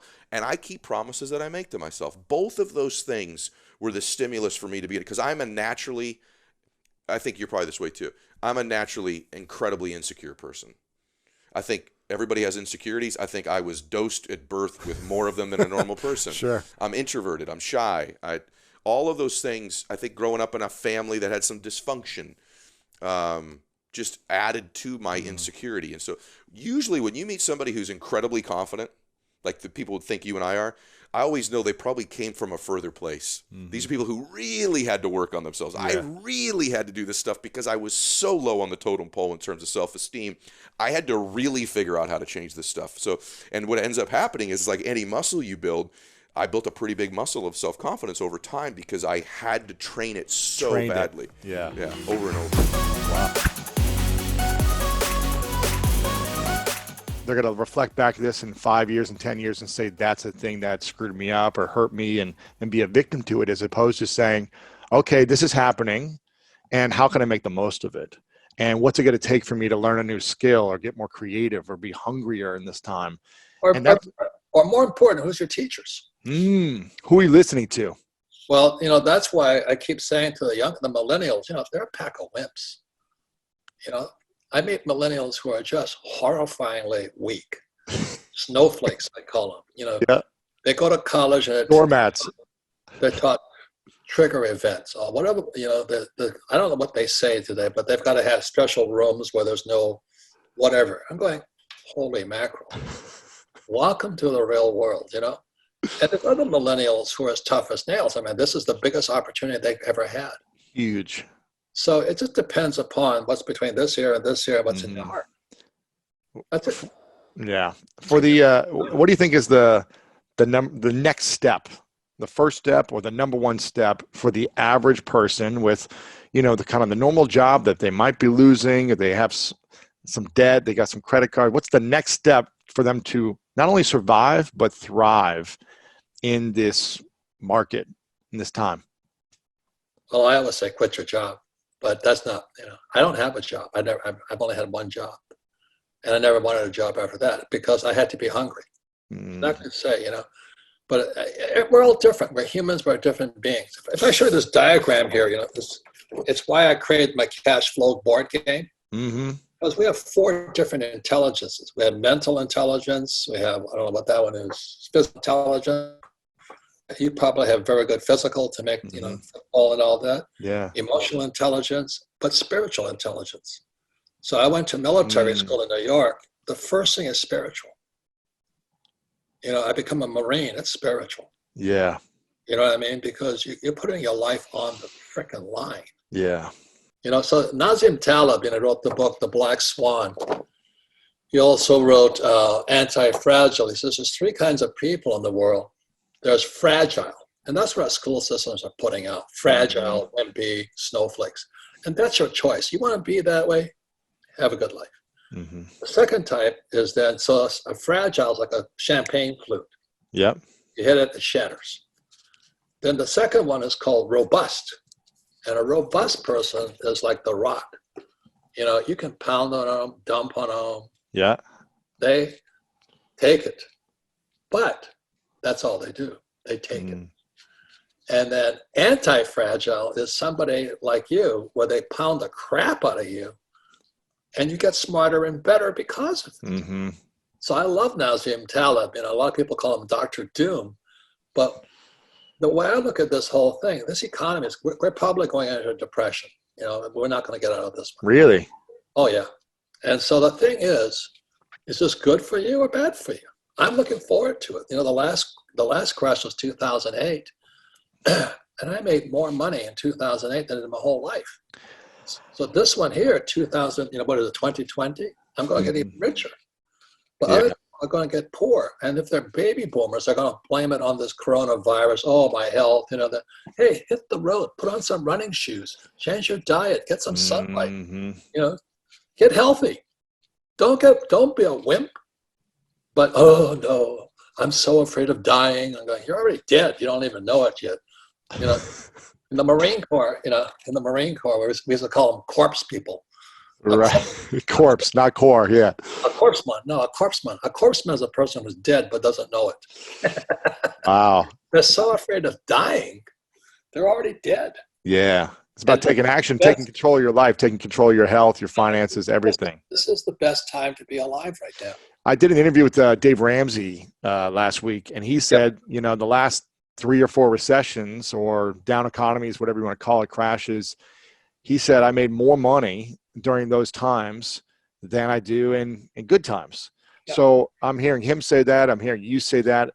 How did you make more money then? And how are you planning to turn this into an opportunity to make more money now for you? What are the things, the actual action steps? Is it investing more in the stock market? Is it real estate? Is it buying other assets? What does that look like for you? Well, no, the lesson is here, you got to choose your teachers wisely. When the market crashed in 2008, guess how much money I borrowed? A lot. 300 million. No way. From private investors, the bank, or how does that work? Because interest rates were dropping and real estate prices were going to the toilet. And when I walk into my banker, this is what Rich Dad Poor Dad about. Rich Dad Poor Dad is about a financial statement. Mm-hmm. Income statement, balance sheet, statement of cash flow. It's a book on accounting. People don't even know it's a book on accounting. So I walked into my banker with my partner and had all this property that was floating to the surface. And I say, I'll take them off your hands. I just give me the money to buy the property. Wow. That's cojones. 300 million. Give me the money and I'll buy your properties for you. That's crazy. So it depends. And this is my whole thing. I'm now 700 million, almost $1 billion in debt. Really? You know why? Because I don't pay any taxes. The more debt I have, the less tax I pay. And the average guy goes, how do you do that? Because you have bad teachers. And so it's this whole thing that you got to choose your teachers wisely. That's why I wrote the book, Fake money, fake teachers, fake assets. I don't touch that garbage that Wall Street puts out. I don't have a 401k. I don't have stocks, bonds, mutual funds, ETFs. Doesn't mean you shouldn't, but I don't need them. Okay? Right. And the other part is, look, for you young guys, the best teachers are not in colleges. The best teachers are on YouTube. The best teachers are on YouTube. Wake up. This guy, George Gammon, he's fantastic. Patrick Bet-David, fantastic. He's great. Jim Rickards. The fake teachers are in colleges. They're telling you to get a job. Right. Up the corporate ladder. Patrick Bet-David said it the best, and I love that guy. He says there's 2 kinds of leaders, wartime and peacetime. And a peacetime leader is a guy like my poor dad. He goes through all the right schools. He has all the pedigrees, the credentials.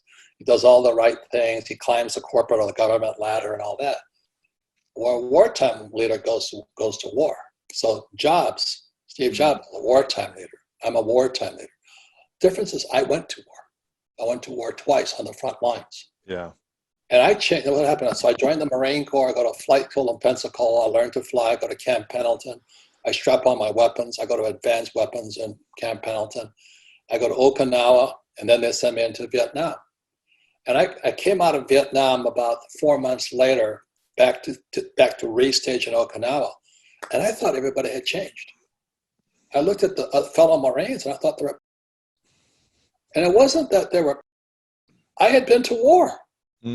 You got tougher. You got stronger. It's different when somebody's trying to kill you. Every single mission, I went down 3 times. No way. Yeah. And I came back stronger and tougher. So I come back to Okinawa. I got like a week off, and they're going to ship me back into Vietnam again. I said, what happened to these guys? And it wasn't that they changed, I changed. So what happens to entrepreneurs who go out and they get their ass handed to them and they survive? If you survive, you see the world differently. And so that's what happened to you when you get injured and all this. Yeah. You see a different world. Whereas peacetime, who's climbing the corporate ladder right now, they just lost their job. They're sucking their thumb. This is the worst time for them. Yet for a wartime leader, they're excited. They're excited about it. Yeah. It's the best of times. Yeah. If you're an entrepreneur right now, the world's open to you. If you're an employee, your world's dead to you. What advice? Yeah. An entrepreneur can create their own success. Yeah. What advice? Oh, sorry. Go ahead. It's a job. They're a peacetime warrior. Remember, watch Patrick Bet-David. He's great. Leader, peacetime leader. Which one are you? No, that's what it comes down to. Yeah, that's true. So this is the best of times for the wartime guys. Horrible time for peacetime. Right. And for the people that are the wartime people, what is the best advice you would give them now for the next year or 2 years to capitalize on? How do they make more money? How do they make their millions during this time? What would you suggest? You can't make money now. You should hang it up. I tell all you frickin' millennials, man. You got, I don't know where it is. I got this iPhone. If you can't make money with that, hang it up. Like we used to say, hang up the jockstrap. You're not going to beat the team. You can't make money with an iPhone through social media, through marketing. You have the world at your fingertips, and you can't make money. The problem is between this ear and this ear. It's not out here. It's in here. That's why you've got to choose your teachers wisely. Yeah. So let me just say it again. The best teachers are on YouTube. So is the best porno. Make up your mind what you want to listen to. You know what I mean? We have a choice. So I'm just being real to you. I hear you, man. No. I hear you. What's the best investment people can make then to capitalize on this opportunity? Is the investment in education? Left ear. Look, if you're poor right now, it was called look in the mirror. That's what Rick always said to me. He says, if you're looking in the mirror right now and you see a loser, that's what you are. You can't make money in this economy. You better change your thinking. Hindsight is 20/20, as they say. Yes. If you're looking, you don't have any money, you don't have a job, your boyfriend or girlfriend has left you, and sitting there goes, well, how did I get here? How did I get here? There was a great book called, Gulag Archipelago by Solzhenitsyn. So he gets thrown in a concentration camp or a gulag in Siberia, and he says, "How did I get here?" You know how he got there? Because he was a peacetime leader. Didn't fight back. So people are being sold to go to school, get a job, pay taxes, save money, get out of debt, buy a house. The house is an asset, and invest for the long term in a well-defined portfolio of stocks, bonds, mutual funds, and ETFs. And I do none of that. And why do you recommend the opposite? Because I don't have to do that crap. That's Kool-Aid. Go to school. What do they teach you about money? Nothing. Get a job. You pay the highest taxes. Pay your taxes. I don't pay taxes. Get out of debt. Well, money is debt after 1971, if you know your history of money. Your house is not an asset. Your house is a liability. And why would I invest for the long term in the stock market when I can make my own assets? I don't need the stock market. I'm not saying you shouldn't. Mm-hmm. But I create my own assets. I create my own cash flow. Every day I can. You mean through your business, through your right, your creativity. I'm an entrepreneur. Yeah. Most people are employees. They're looking for jobs. I'm just looking for. So like right now. Should entrepreneurs invest in the stock market? Do you think if you're entrepreneurial, you should invest in? Look, find a stupid teacher who's going to tell you what to do. I'm asking your opinion. I'm curious as a teacher.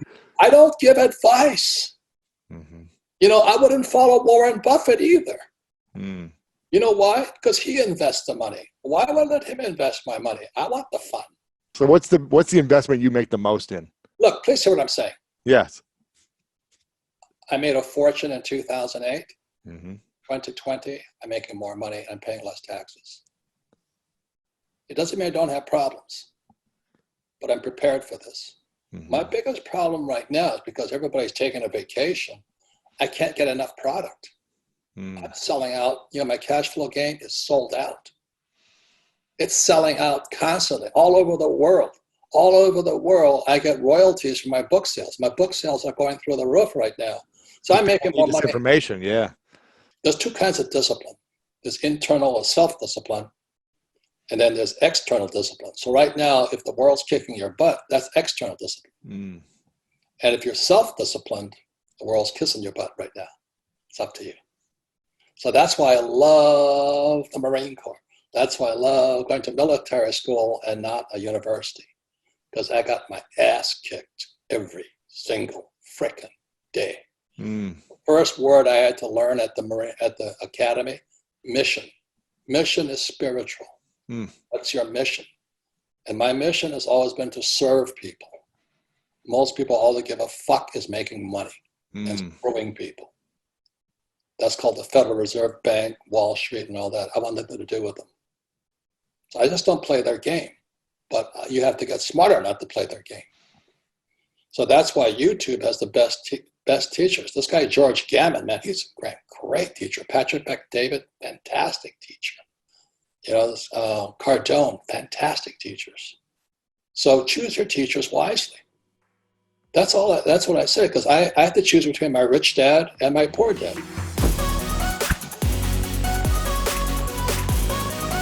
What is the one thing, the main thing that you feel from all the interviews you've done that makes great entrepreneurs great?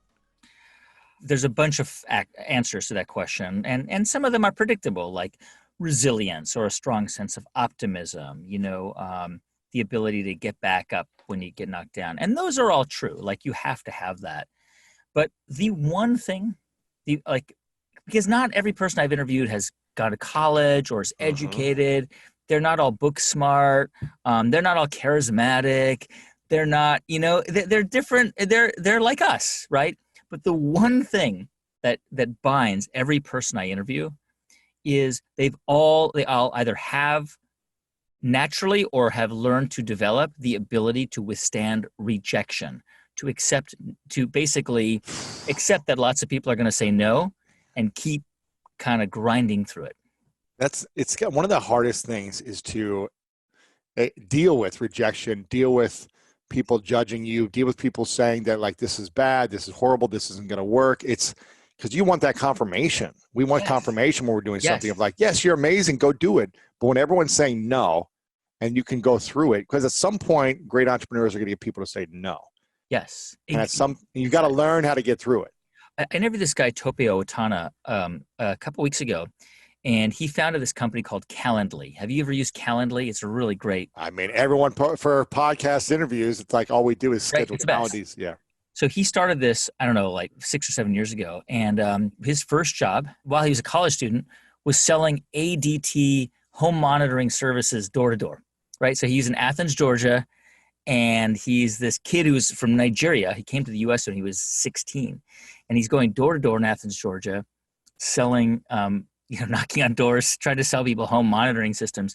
And I said to him, Tope, I said, didn't you ever get discouraged with all those doors slamming in your face? Didn't you get tired of hearing people saying, like, no soliciting? And he said, no, because I knew that that there was a hit rate. And, eventually one of those doors would open and the person would say yes. And I would make a commission on that sale. And that was more money than I ever had in my life. So it was fine. I mean, it's a similar story with Sarah Blakely, who founded Spanx. Like, she sold fax machines door to door. She describes it as torture, but it steeled her when it came time to starting her business. Like, she had to find a textile manufacturer that was willing to make a prototype of these undergarments that no one had ever seen before.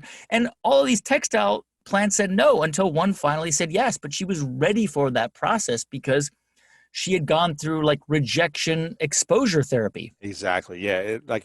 She had a PhD in rejection for, I think it was 6 or 7 years she was doing door to door. Yeah. And do you think it's harder to get successful or to stay successful as entrepreneurs? Is it easier to okay, I made something work, this was a success, or is it easier once you get there to maintain? It's a great question. I mean, I haven't put a lot of thought into it, but here's what I would say. I think getting to a place where you have found some success, it's sort of like finding lift. It's like when an airplane, takes lift, and then you hit cruising altitude at 35,000 feet, and there will be turbulence. But I think that in general, in my experience, I think once you have achieved some level of success, it's easier to build on that because people have seen you succeed in some fashion or form. Like what I do, what you do. I mean, 25 years ago, when I started out on radio before it was podcasting, I couldn't get on the air. Why would somebody give me a chance? I had no track record. I had no one knew who I was. Nobody knew if I was any good. And I sucked, by the way. Right. That's how it is. You suck when you start. You suck, and then you suck less, and then a little less and a little less. But, once I started to go on air, it was like that domino falls. And other people's like, yeah, you can do a story, or sure, we'll take your pitch. And it's the same thing with entrepreneurship, which is once it doesn't mean that you're going to, if you start a billion, is Kevin Systrom going to be able to found another $1 billion Instagram company? Probably not. I mean but will he continue to be successful in any endeavor he does? Yeah. And he'll also have some failures, but he has that sort of, and most entrepreneurs who have achieved something, who've created something and built something, even things that have failed, they have that that lift, that keeps them flying. And do you think anyone could be a thriving, successful entrepreneur? I mean, sustainably making money and having a business with customers. Do you think it's possible for anyone, or some of us just not wired? Because when I was a kid growing up, I was never into baseball cards. I didn't do the lemonade stand thing. I never made any money. I was like an athlete, and I didn't know the concept of here's a value, here's a skill, go sell it, try to get some money. I didn't know that concept until I was 25, and I needed to make money until it was a necessity and there was no other way. And 2008 happened, there was no jobs, and I was like, well, I got to figure out what I'm going to do to survive. Yeah. Is it a thing that people can learn, or is it kind of you either got or you don't? I'm a 1,000% believer that virtually every skill that entrepreneurs have are acquired. Now, there are some people, like Mark Cuban is a good example of just a freak of nature. Like when he was in his teens, he read a book called How to Retire at Age 35. Okay. He wanted to become he was determined to become a millionaire by age 30. He picked a college program where he could graduate in 3 years to save money. He instantly went to Dallas because he thought there were opportunities there. He got a job bartending at night because he knew it would stuff his pockets with tips. And in the daytime, he started selling computer software. I mean, he was a millionaire by age 30. But he's a freak of nature, right? In that sense. I think most entrepreneurs acquire these skills over time. I mean, let's go back to rejection for a moment. Mm-hmm. So some people are just naturally easier with it, right? Like you remember, you probably knew that guy in high school who would just ask 100 people out on dates, and he wouldn't care if 99 of them said no because he knew that one would eventually say yes, right? Yeah. Now, I was not that kid. You might not have been that I was not that kid. I was terrified of girls. I was terrified, right? I was terrified of people saying, no. Yeah. So it's sort of a weird kind of example, but, the idea of going door to door to sell something or pitching people on your product, going to investors, it's really hard. It requires the ability to hear no and to keep fighting. And, one of the insights that I learned from the show is just in this weird, it's just like this weird thing that's happened, which is that I've ended up interviewing a significant number of Mormon entrepreneurs. Okay. Now, Mormons are a tiny percentage of the American population, like 2%. Okay. And they have a pretty significantly high rate of entrepreneurship in their community, in their culture, and also business success. So what is it that they're doing differently? Well, they're doing something very different than pretty much every other population in America. They're like door-to-door salesmen. They send their 18-year-olds to a country around the world, and they say, go live somewhere for 2 years and get as many converts as you can. You're going to have to knock on 1,000 doors to get 5-10 people to accept the Book of Mormon. And you have to learn the new language and speak a different language out of your comfort zone. Perfectly. And you've got to pay your own way. And by the way, you have to be polite and gracious and friendly. You can't be like, why you slam the door in my face? Like, you are a Mormon missionary. You're representing the church. Like, you've got to be really polite and friendly and kind. So those kids go abroad for 2 years. They come back to the U.S., Utah, or wherever. They start college. They are way more equipped than your average 21-year-old to start their lives and also to start a business. And it's a story that I've heard from David Neeleman, the founder of JetBlue. It's a story, I've heard from Joel Clark, the founder of Kodiak Cakes, the protein powder pancakes. He got back from his mission in Australia and he started this company, this business. He had no fear of going door to door to sell pancake mix. And so I'm not suggesting that everybody become a Mormon. I'm saying that what I'm saying is that it's a really interesting kind of case study. I don't think the church deliberately, setting its young people up to be entrepreneurs, but it's setting them up to be independent. And so that's a learned skill. I mean, Mormons are not more preternaturally more gifted in rejection, of the ability to withstand rejection. They just had 2 years of it. So they're better at it. And I think all of us can kind of replicate that in a sense. Yeah, I don't know if you've read the book Influence by Cialdini, or if you've studied any of his work, but it's essentially how to influence people. And a lot of people use it in business and marketing for like their sales pages and things like that. And a lot of sites like Amazon use the strategies. One might be social proof. One is like ability, testimonials, all that different type of stuff. And I have a lot of Mormon friends as well who are in the entrepreneurial world, and they just all seem to be successful. I'm like, I don't know, it's amazing. But it's like they all kind of follow these principles where, like you just said, it's like they're all very kind. And people want to do business with kind people. Right. They listen well. So you always feel like you're the most interesting person in the room when they're just asking questions and listening. Yeah. They are, they usually come with a gift. Like they'll give you, even if it's a book, it's like they're giving you a gift where you want to reciprocate, the law of reciprocity. And it's like they're following these natural ways of like building connection and building anticipation and desire that just translates into their life in business in a beautiful way. So yeah, I agree. And I think if everyone went door to door for a month, you would probably gain a lot of wisdom. But imagine having to learn a new language and go door to door for 2 years. Yeah. Without your friends, you don't speak to your friends and family for, I think, 6 months at a time or something like that. Yep. You're out of your comfort zone. Totally.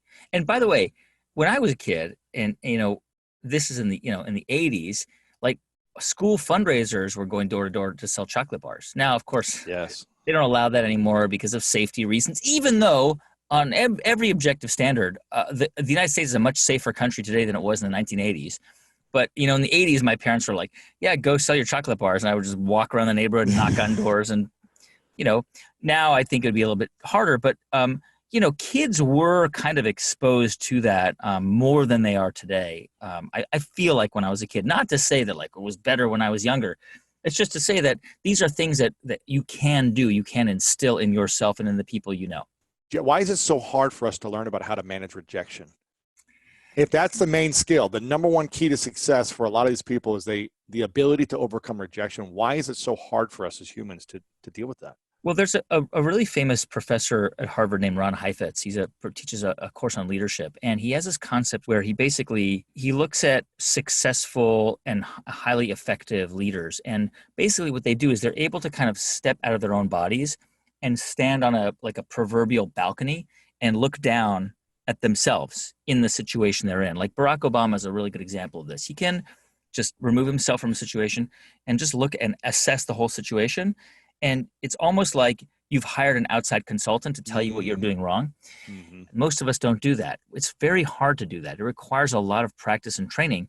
I don't do that, And, I think we tend to hope that the product or the idea or the concept that we're talking about will be validated by the people we know or even people we don't know because we believe in it. And I think for most of us, our passion and our belief and our connection and commitment to that can be fairly easily shattered if enough people are like, this sucks or this is stupid. But what I think this kind of rejection / going to the balcony technique does is it enables you to take the long view and to say, no, I mean, here's a great example. Tristan Walker, one of my favorite entrepreneurs I ever interviewed, he started this company called Bevel, okay? Now, here's the thing that most white men don't know.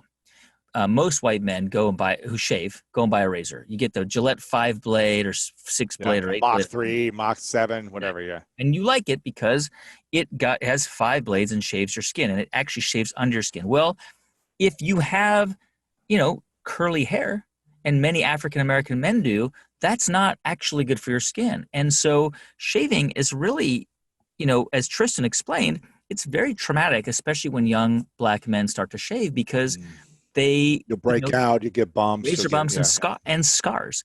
And there are no products that have spoken or have really been developed for young black men. And so he set out to build a razor. It's called the Bevel. And he didn't want it to be like this razor that you found at like the bottom of the ethnic aisle. He wanted it to be like an iPhone. He wanted it to be a beautiful razor and like a beautiful box that was right there next to Gillette and whatever else and was as premium.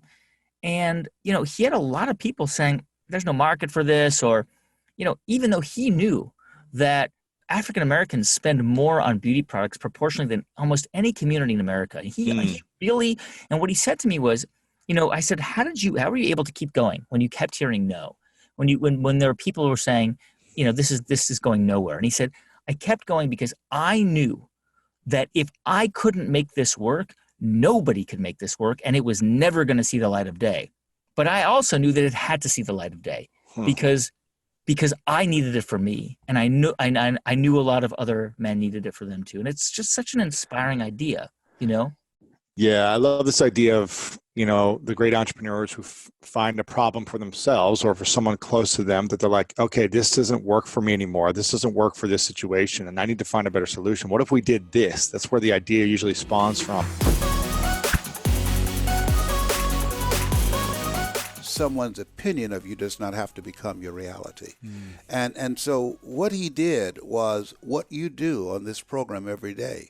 How people live their lives is a result of the story they believe about themselves. And when you have your program and your guests, and as they share ideas of how they move through the things that affect them, what you do is interrupt their story. I tell speakers, I train speakers how to discover their story, how to tell their story, and how to transform people individually and collectively by creating an experience. When I came into the speaking industry, it was based upon the book Think and Grow Rich by Napoleon Hill.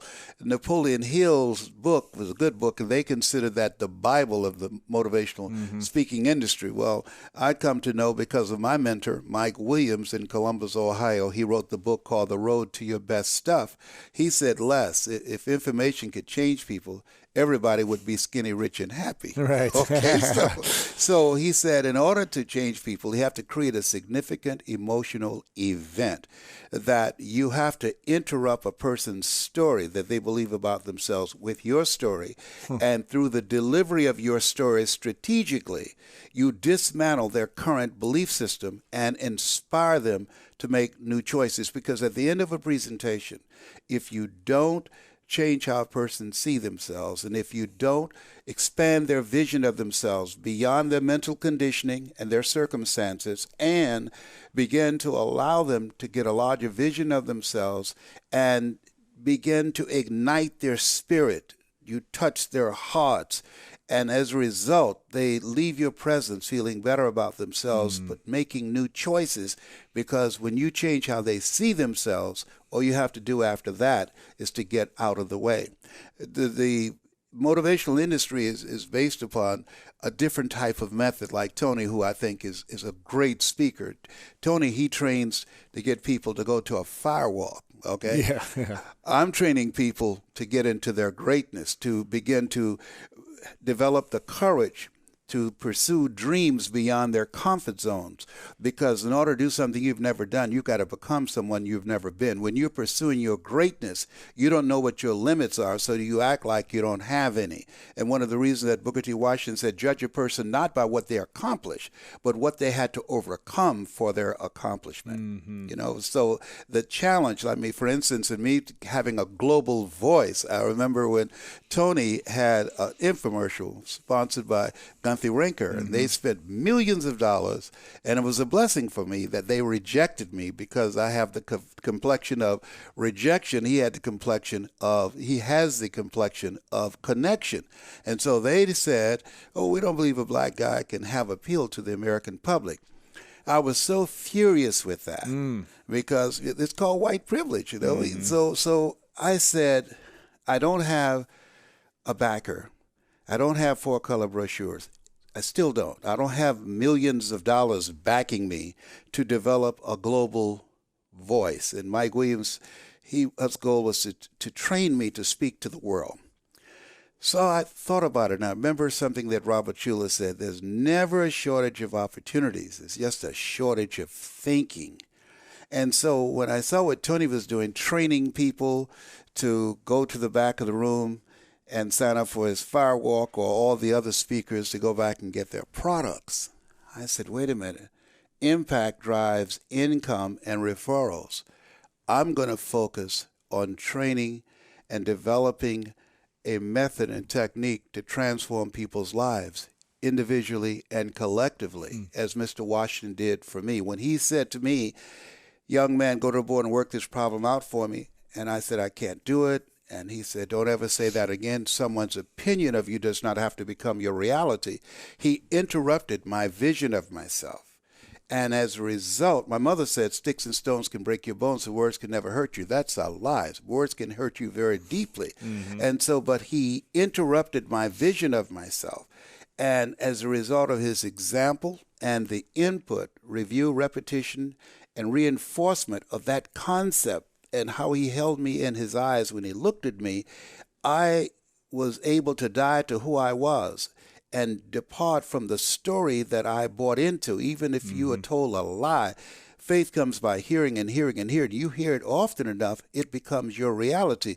Perception, not challenge, becomes real for you.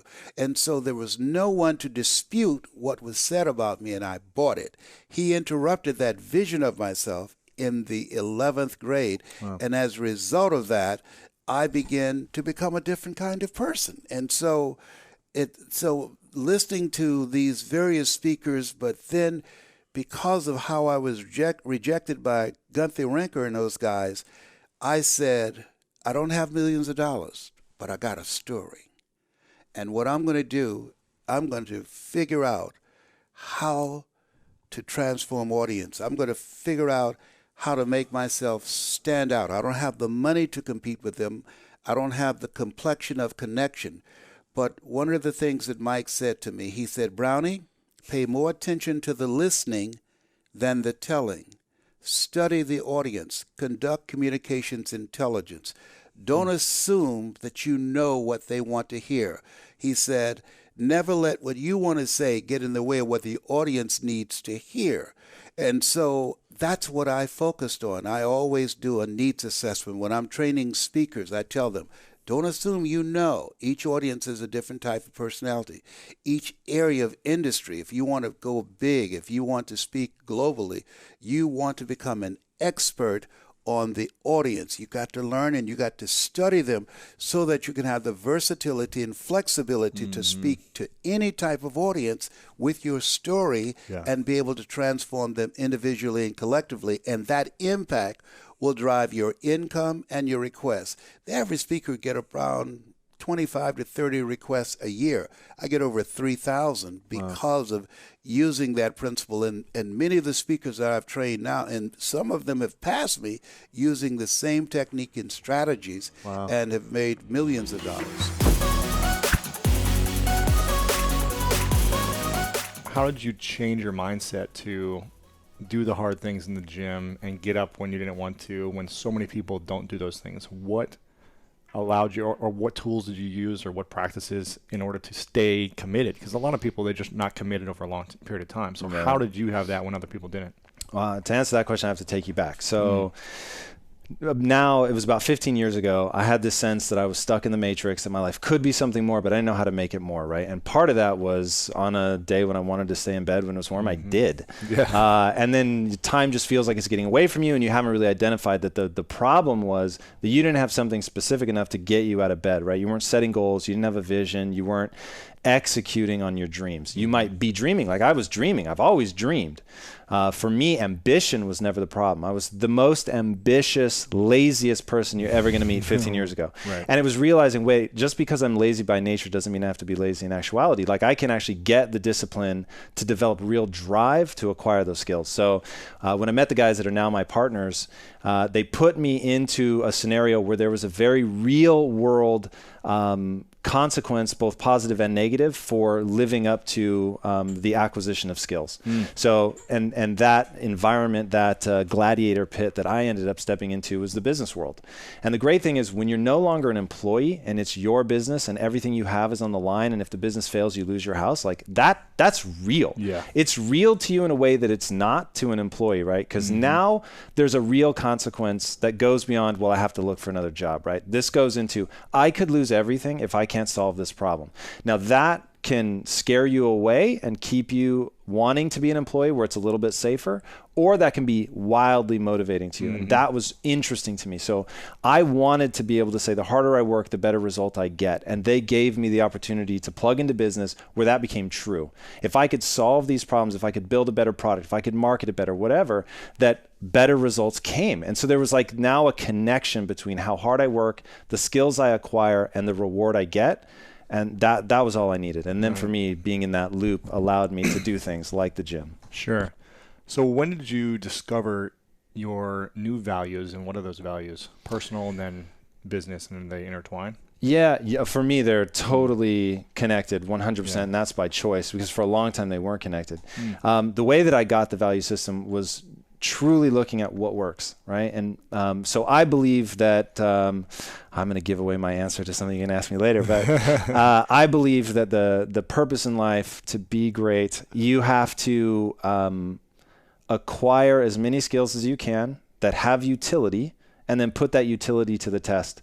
Because now you can see, did I actually get the skill that I thought I got? Did I get the result from that skill that I wanted?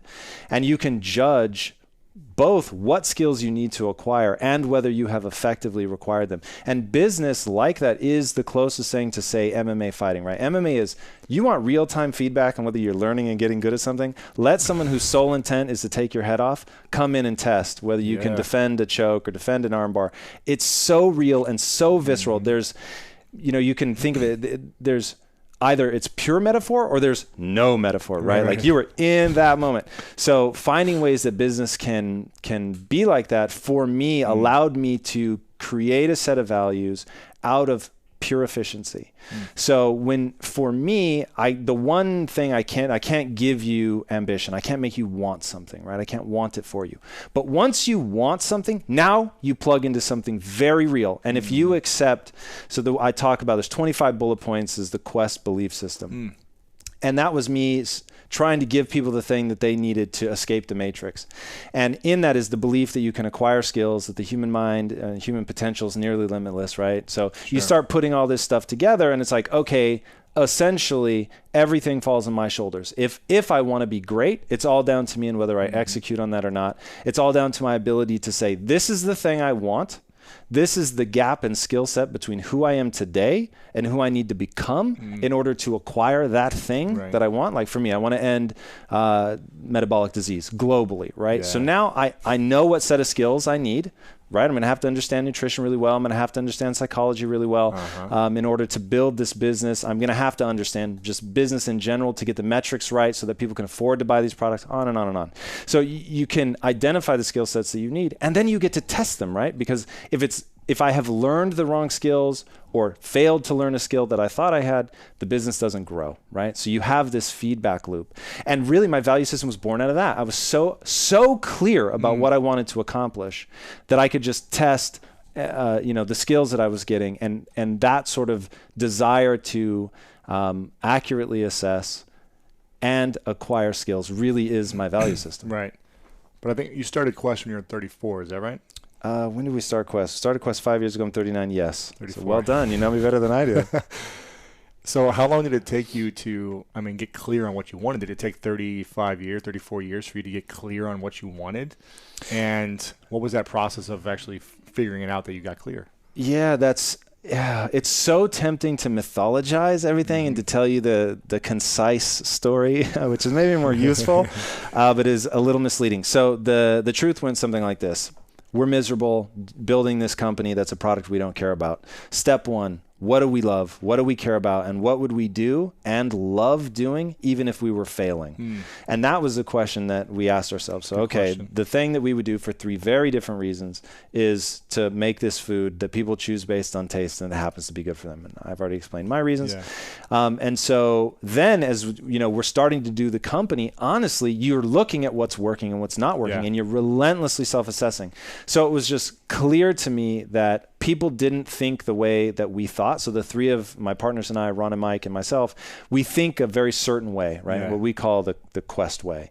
And because they had developed that over the School of Hard Knocks and starting businesses and failing, they were able to bring me along much later in the process. But because I knew nothing about what they had learned up to that point and they weren't teaching me, they just drugged me into deep waters. I had to learn. And because the way my mind works, I was processing that into basically a list of, okay, here are the lessons I've learned. I was codifying it, right? Turning it into a map for success that I could hand to other people. And that ultimately became the 25 bullet points that are the Quest belief system.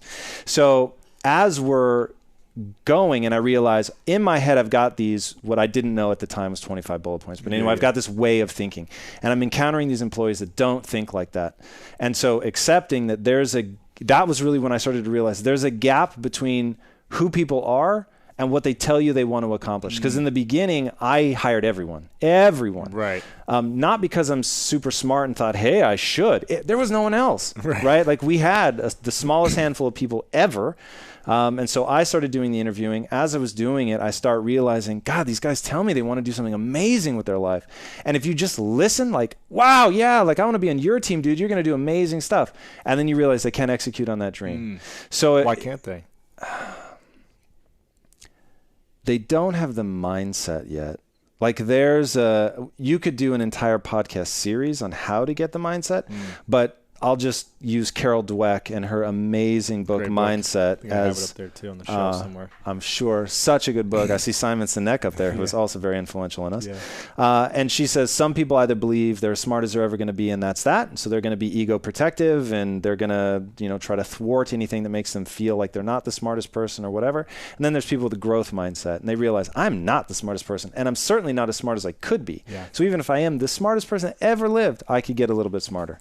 And so when they're confronted with contradictory information, they learn and they soak it up like a sponge. Whereas other people are fixed mindset, right? Correct. They're fixed on like, no, this is the way and I'm right and that's wrong. Yes. And I would say the world, everyone's on a spectrum, right? Even I, as much as I believe in it and work my ass off to be a growth mindset, I still have, let's call it 10% where I catch myself and I'm like, come on, dude, you know better than that. Yeah. But so people that fall in the, let's say, sub 50% spectrum of the growth mindset, it's got to be 98%. What do you think people need to do in their thought process, in the approach, in learning about that it's a journey? Because obviously, again, you didn't have clients overnight.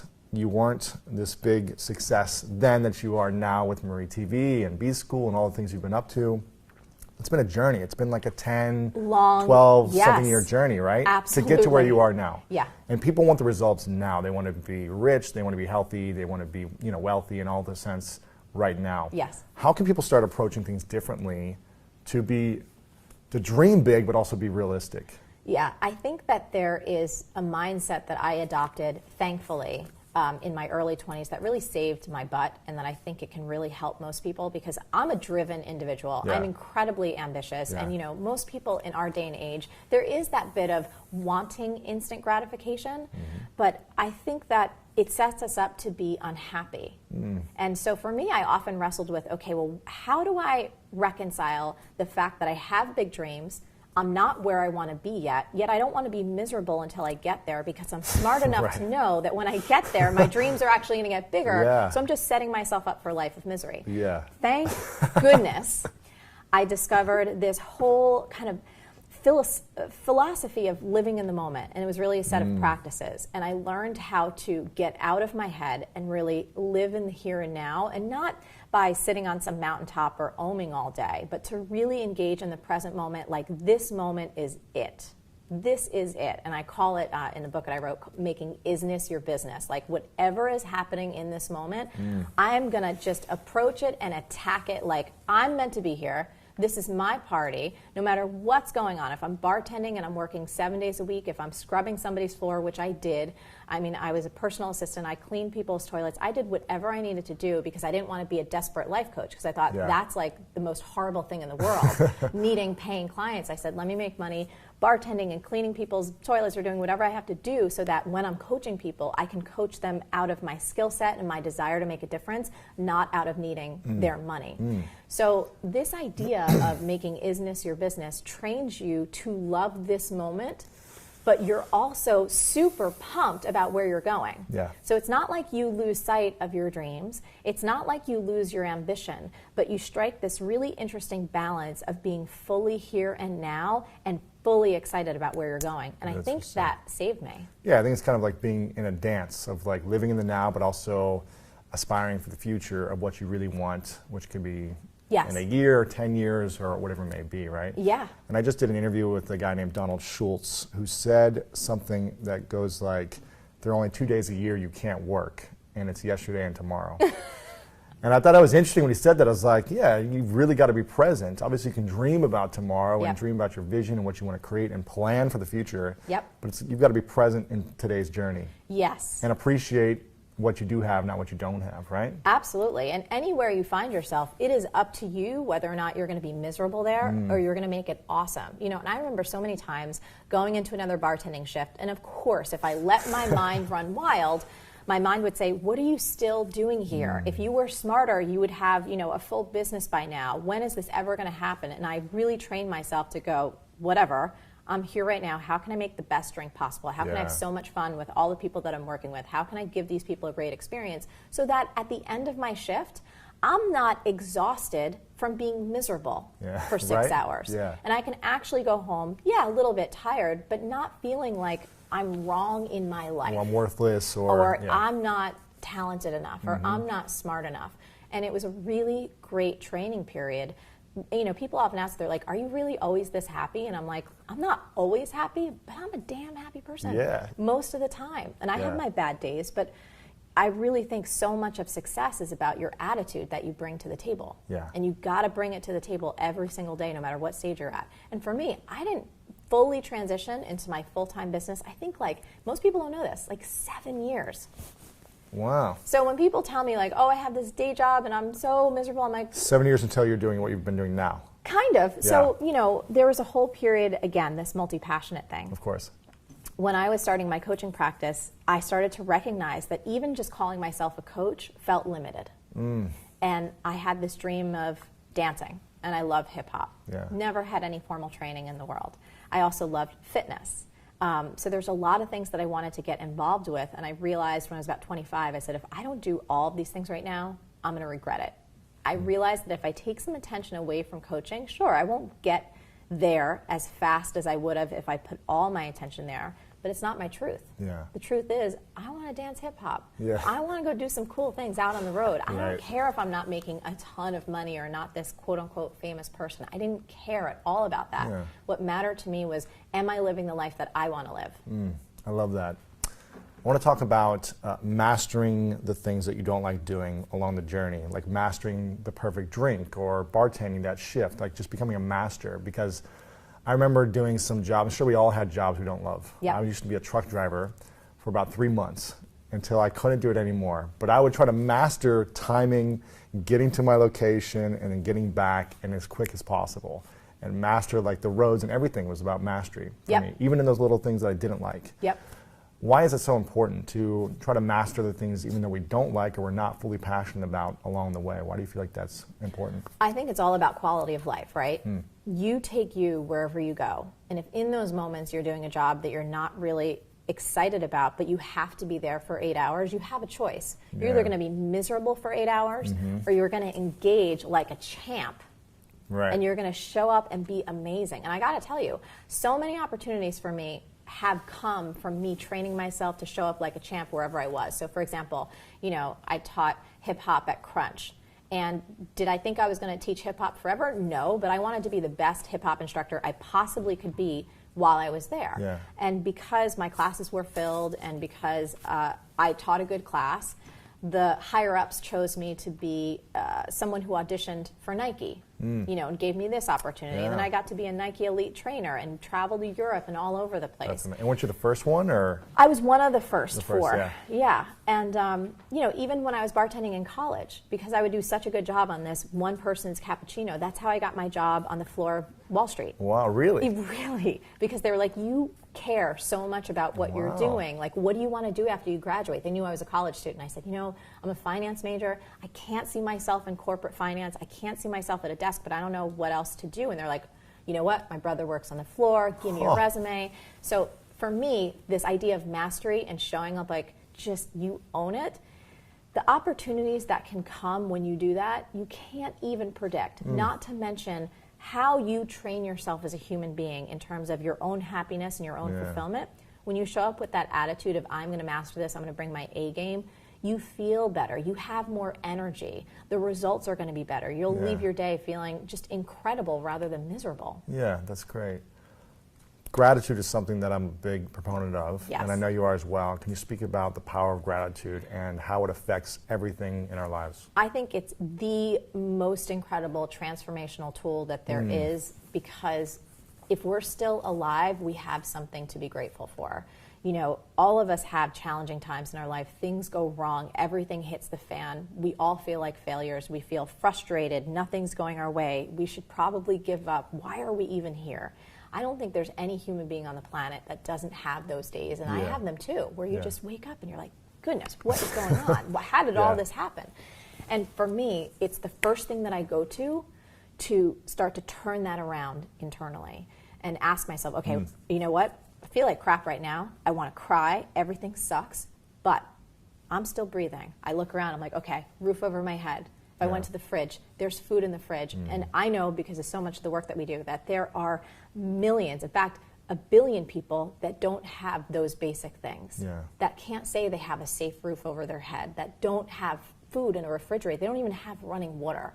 So for me, it's a really great check immediately to say, okay, great, I feel like crap, but I got all these things. How can I start to turn this around? And then I go to one of my other favorites, which is everything is figure-outable, that I learned from my mom. Don't you have that on the wall over here or something? Yeah, we'll get a shot of that. I do, because it's you know, when you're in a tough spot, what matters is your beliefs and your psychology and what you're going to do in that moment, no matter what the circumstances are. And for me, that gratitude piece is first, because it starts to shift everything. And then going to everything is figure-outable, which is my belief, helps me get into problem-solving mode. And go, okay, whatever the situation is, what do I need to do?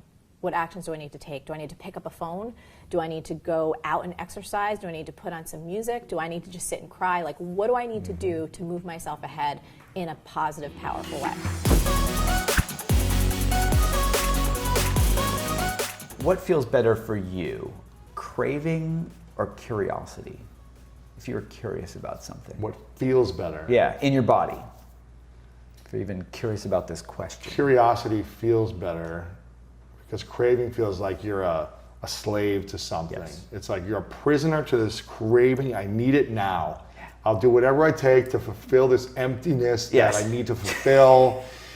Give me the M&Ms, give me the ice cream. I want the pizza now. Postmates, let's go. Right? Uber Eats, DoorDash, I'm in. Right. And we can have food instantaneously, almost now. show up at our door. Yeah, right. And so we exactly. can reinforce those habits. The curiosity feels better because you're exploring a different part of your brain. You're interested in something different. You're like wondering what could something else be like. But even that momentary experience, you used with your hand, you clenched your hand. Yes. So there's this contracted, closed down quality to a craving. Does curiosity feel contracted or closed expansive. down? Yes. What's the possibility? Yes. So if you just took closed versus open or contracted versus expanded, which one feels better?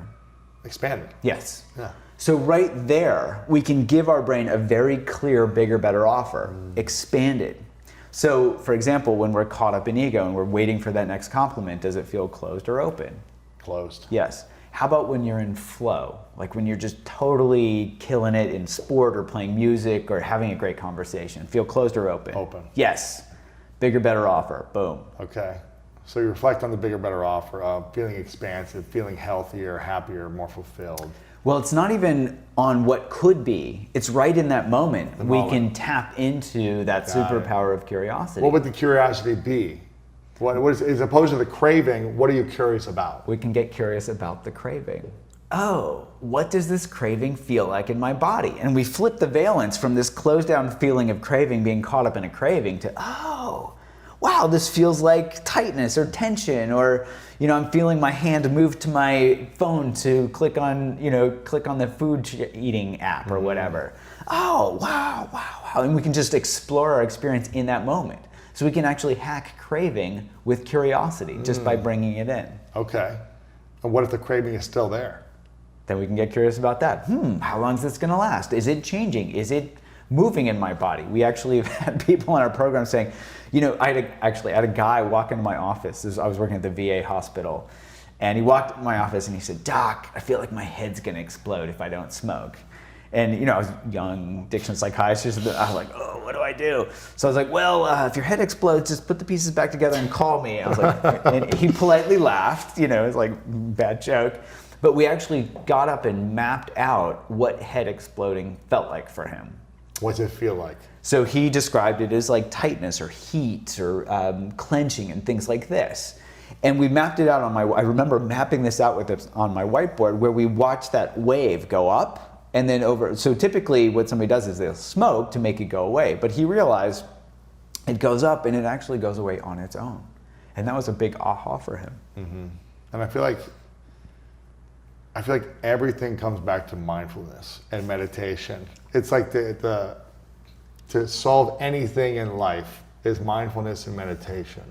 It's what it all seems like it comes back down to. Over the last few years, I've done so much research on meditation myself. I've been to India and retreats, Headspace, Calm, had all the meditation teachers on, and it feels like it's the solution to so many things. Is that true? Well, I would say, especially for habits, we can see how mindfulness helps teach us that awareness piece that can help our brains get that updated and accurate information. So there's actually a pretty good scientific basis around mindfulness helping us with habits. Okay. And those habits can extend beyond eating and anxiety and smoking. They can extend to getting caught up in ego, as we talked about thinking. A little bit. Yeah, thinking. They can also extend to being attached to certain views, right? So if there are political parties where one side says I'm right and the other side says they're right, and they just spend all their time fighting, how are we going to do anything? So what does fighting feel like? Closed or open? Closed. How does it feel when people actually collaborate and cross the aisle and say, "Hey, I want to understand your point of view. I really want to understand it so we can work together." Open. Feels pretty darn Expansive, good. yeah. Yeah. So we can even see how mindfulness can help with these things where people are not having a good relationship or societies are fighting with each other. We can stop, notice how unrewarding the fighting is and how rewarding it is just to remember each other's humanity. Yeah. What is the likeliness then of changing a negative habit without the use of mindfulness meditation? Well, the Rescorla-Wagner curve suggests that you really have to get that updated information to devalue the old things. So there isn't anything else scientifically suggesting that we can change things. It's not about willpower. It's not about magical thinking. It's not positive thinking and hoping and wishing. Hoping and wishing doesn't fit into the math. The only research says meditation, mindfulness, awareness, however it looks for you, that type of awareness is the only solution.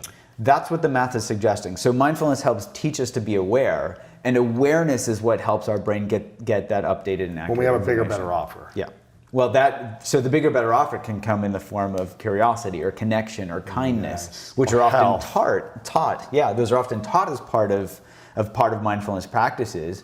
But even feeling physically healthy, mentally healthy, feels good. And so that's going to reinforce those positive habits. So eating healthfully feels better than eating a bunch of junk food. I certainly know this myself. Yeah. So when we can really clearly see that cause and effect relationship, it's just much easier to stay on a healthy habit. What is the root of addiction in your mind? I like this really simple definition of addiction: continued use despite adverse consequences. So I would say the root of addiction, because continued use despite adverse consequences can be anything from being addicted to social media to a point of view. So I think the root actually comes in this survival mechanism that's just trying to help us remember where food is. But in modern day, when food is plentiful, most of us have a refrigerator, and restaurants are open. You can find a restaurant open any time of day. That mechanism, that survival mechanism, is still in place. So I think that the root of addiction is actually, paradoxically, there's a survival mechanism. Yet in modern day, we refine, coca leaves into cocaine. We make synthetic opioids so that we can pop pills. We go on Instagram to look at cute pictures of puppies when we're bored. All these different things and food is literally engineered to be addictive now. So that process, that's natural survival process, has gotten hijacked. Mm-hmm. What is the amount of time it takes to break an addiction that's 10, 20, 30 years old? Is it possible to break it in a moment, a day? Is it take 30 days to break a habit or start a habit? What is the scientific research saying? Is it the longer you've been doing something, the longer it takes to break, or you can still break it in 10 days once you hit that rhythm? Yeah, it really depends. I'm remembering a guy that came into one of our early studies who was smoking 30 cigarettes a day. And we started with the pay attention when you smoke, see what you get from it. 2 days later, he came back and he'd cut 20 cigarettes. And he realized, I get up and I drink coffee and I don't like the bitter taste of coffee, so I smoke a cigarette to cover the taste. Oh, I could just brush my teeth instead. So, so for some people, really clearly mapping it out and seeing how unrewarding the old behavior is helps them change a lot of the habits pretty quickly. Okay. So, and as I mentioned in some of our now preliminary research, we're seeing with using these mindfulness apps like the Eat Right Now app or the Craving to Quit app that I mentioned, we're seeing after people are using these craving tools about 10 to 15 times, that significantly changes the value of that reward. Right. 10 to 15 times, or is that 10 to 15 days? What is that like? It really depends on what the behavior is. So somebody could have their ice cream craving, and so they can't just eat ice cream 15 times in one day and do the thing and have it. I mean, they probably feel pretty sick, and so it might help. But it really has to come as part of their natural experience. So when you have that when the craving comes up and you're about to do the addiction, you open up the app. Mm-hmm. There's a guided meditation. There's steps. The apps actually start with helping people map out their habit loops. And so this is some of my, I learned the most when I fall on my face. Yeah, we all do. So, yeah. So when I was first starting this research, I had this hypothesis that it would be, these formal meditation practices that would help people change their behavior. I'd been meditating for a while. I'd gone on long retreats. I'd, would sit and meditate for a long time. I was like, this is it. It was great for me.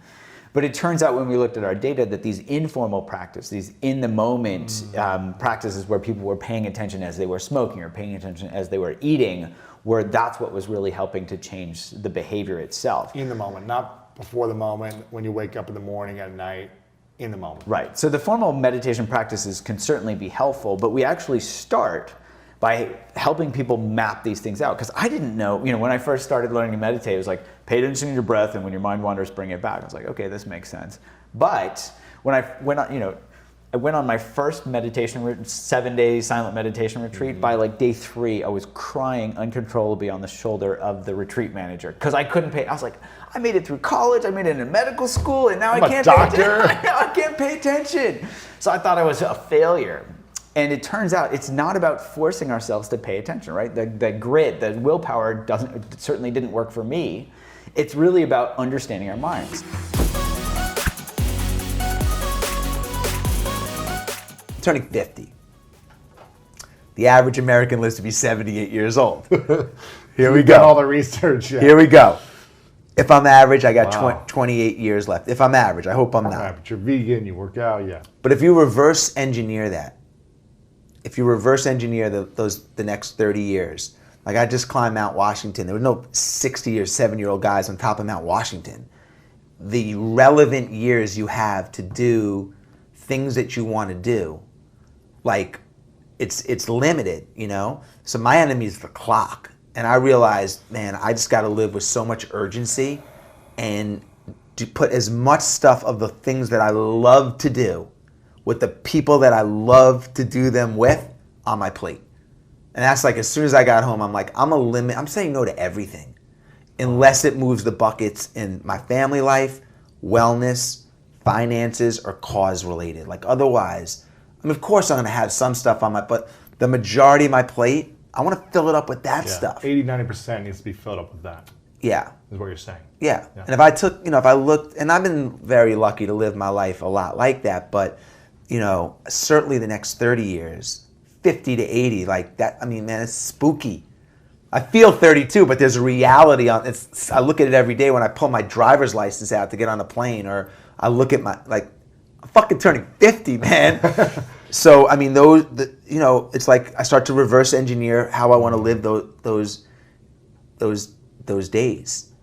And I talk about it in the book. I got this lesson early on in life, but I appreciated it, but I appreciated it a lot more.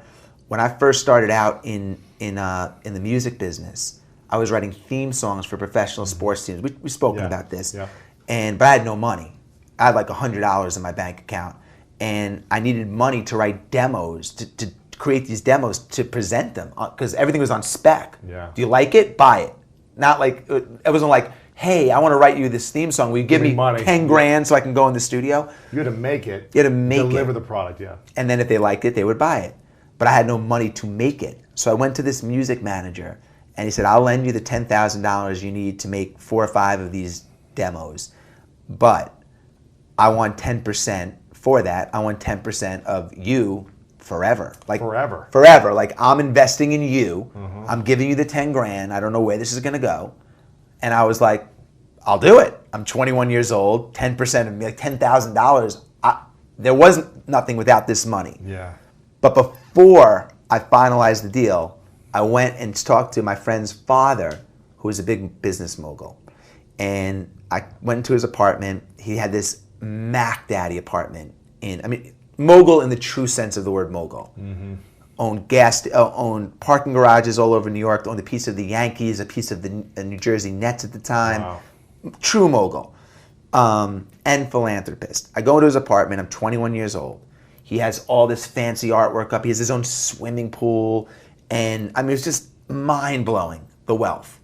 And I start to tell him the story. And he stops me. And he says, Jesse, I will trade every single thing I have for the one thing that you have. And I'm like, me? What's that? I'm 128. Yes. Youth. Yeah. Youth. And the process, the journey of going through the unknown. The struggle, the uncertainty, everything. The wins, the losses, just the whole thing. He would give up everything to go back to that. And I've been really aware of that. Like that, here I am 30 years later still talking about that. Wow. And but now, more so now, I don't want to get to be 70 and 80 and have that thought in my head. Like, I want to live my life with that kind of urgency and fill up my plate so I don't have that regret that, like, because when you're in a routine, time goes really fast. And then you wake up and you're 70. And you're like, fuck, I can't climb the mountain. I'm 70. When you get out of your routine, like at the monastery, and you look at the thing and it's 3 minutes and 27 seconds, time slows down. I want to stop the clock, man. I got 4 kids. So my relationship with time in general was reestablished at the monastery. Really? Definitely. By eliminating the things that no longer support or serve your vision for your life and focusing on things that do. And not waiting. Not waiting for what? So like I climbed Mount Washington. I didn't get to the summit with 5 friends, and I came back. And Mount Washington is a really dangerous mountain in the winter. I think it's one of the 10 most dangerous mountains because of the climate. It's cold, like minus 30, and the winds get up to 50 to 75 miles an hour, and no visibility, blah, blah. So because of that, I didn't get to the top of this journey I did with 5 of my close friends. I came back, and I'm talking to my wife about it, and because I posted it on Facebook, I was getting bombarded with, you didn't make it? 6 miles to the top, you couldn't get. And I said to Sarah, I failed. And, I felt terrible. I let my friends down. We put it out there. And she said, no, sweetie. She said, first of all, you numbskull, get a tour guide. Right, don't do it on your own. Get proper equipment and train for it and go back next winter, and knock it out. And I was like, next winter? I'm going back on Saturday. Wow. That's the urgency. Because there's no guarantee what next winter is going to do. Like we could talk about all of our vision. My thing would be like, well, do it now. You have a 5-year plan. That takes too long, man. Yeah, it does. It takes too long. Yeah. So that's what I mean about my relationship with time. It's like, yes, I eliminated a lot of the things that were no's, but I also created a tremendous amount of urgency. I started to look at my enemy, my greatest enemy, other than keeping my health. I mean, we all want to, is the clock. Yeah. If you could go back 15 to 20 years, my age or 5 years earlier, when you're 30, 35, what would you eliminate and what would you add into your life? I would act like I'm not going to live till 80. I wouldn't put off the trip to Hawaii. I mean, you're doing it. You're going to live with monks, you're traveling to Hawaii, you have a business, I mean, you have good balance. I mean, you've kind of cracked, you have a short commute to work. Yeah. You've kind of cracked a lot of the things that many struggle with, sitting in traffic in their commute, bad relationships, struggling with health issues and finances. You've been able to eliminate a lot of that at a really early age. But I would just say, my suggestion would be to put, just to put it in an analogy, again, I met a good friend of mine has this rule, I call it the Kevin rule. Every year, I asked him how he lives his life, because he's one of the happiest guys that I know, and he's a police officer. He told me that every year he takes a trip with his college friends. He's been doing it since he's 21 years old, 1 time a year. And then every other month, 1 weekend, he goes away and puts something on his calendar that he circles. He's going to run a marathon, he's going to go to the beach, whatever. And I call it the Kevin rule. And I said to myself, and this is what I would say to my 35-year-old self, especially at 35, and I'll show you why. If I can't take a weekend every other month to put something on the calendar for myself, if I can't do that, my life is really out of balance. Because if I do live to 80, and I put 5 of those on the calendar a year, right? That would be 150 memories that I'm creating and moments that I'm creating. If you do it at 35 years old, then you have another 75 memories. You have over 200 memories that you're creating. Wow. But if you don't do it, think of the loss. No, seriously, I'm dead serious. Think of the loss. So that's how I look at it, man. I would take advantage of the opportunity that you have at this age and the people that you know to create amazing, to build your life resume. It's what I talk about all the time. It's like you have the work resume, but so what? That means nothing if you're not building up your life resume. Yeah. And those moments are the things, there's only 2 kinds of moments, man. Like the moments that happen, not to preach, but like the O.J. Simpson, you remember where O.J. was during the chase, or 9/11, you know exactly where, you will never forget that, but you didn't control that. just happen. There are moments like that where you have no control over that you just remember because they're so vivid. Right. And then you have the moments that you have control over, like the Kevin rule, that that you circle, that you create, that you put in your position to happen. And that's, kind of how you build this life resume. And that's what I hope my kids do. I hope they have a life filled with memories. So the 5-second rule. Wait, first off, when did you discover the 5-second rule? Okay, so 2009. This is when you first tried it or discovered it, or? Oh, it's a total horror show mistake. Okay. Yes. Okay. So 2009, I was unemployed and feeling like... You unemployed? How? Well, okay. You have too much charisma, too much passion. Yeah, because everything's working right now. That's why. I'm not like this when things are not working. Sure. Ask my husband of 22 years. Yeah. What had happened is I had all these career changes, and I got into the media business, again, by mistake. I had a coaching business, and Inc. magazine was writing an article about coaches, and they featured me in it, and CNBC called. Got it. And that led to me doing some stuff with CNBC, and I spent a year still coaching people and then doing some stuff for CNBC, and then Fox called, and they were interested in having me host a television show. Now, you got to understand, I'm from North Muskegon, Michigan. Mm-hmm. I mean, the media business, Fox, LA. The closest thing I had ever seen to a celebrity, Lewis, was the Muskegon Lumberjacks, the farm team, right? Right. From for the Pittsburgh Penguins. Yeah, the dad, AA team or whatever. Yeah, my dad was the hometown doc for the hockey team there. Right. So I thought, the mayor was a celebrity. Wow, my life's about to change. I'm about to be a celebrity. Wow, we're going to solve this is amazing, So I was originally going to be hosting a show for Fox where we were making over small businesses. Nice. Yeah, pretty cool, right? We show up, we do extreme home makeover for the office. Everybody's happy. We all know that doesn't solve business problems, but it makes for a nice television show. By the time I get to LA, they've changed the format. It's now called Someone's Gotta Go, and I'm going to be firing people on national television from real jobs. Wow. Uh-huh. That sounds fun. Horrible. Oh, my gosh. Plus, we haven't told the offices that this is what we're doing. Oh, my gosh. So you show up in Act 1, and you've got everybody all like this because they're going to think they're going to get new IKEA furniture and a paint job, and this is going to be the best thing in the world for their small business. Now, meanwhile, I'm a 4th-generation small business owner, so that's like my people.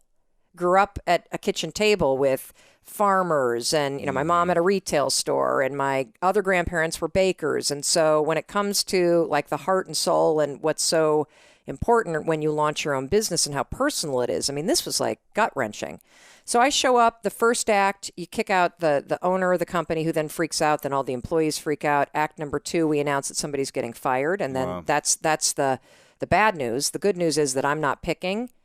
We're going to have you vote somebody out. So it's Survivor in an office place. Oh, my goodness. So that sucks. When I learn all this, I have a panic attack, even though I'm on Zoloft. And I call the guy that got me the gig and say, you got to get me out of this.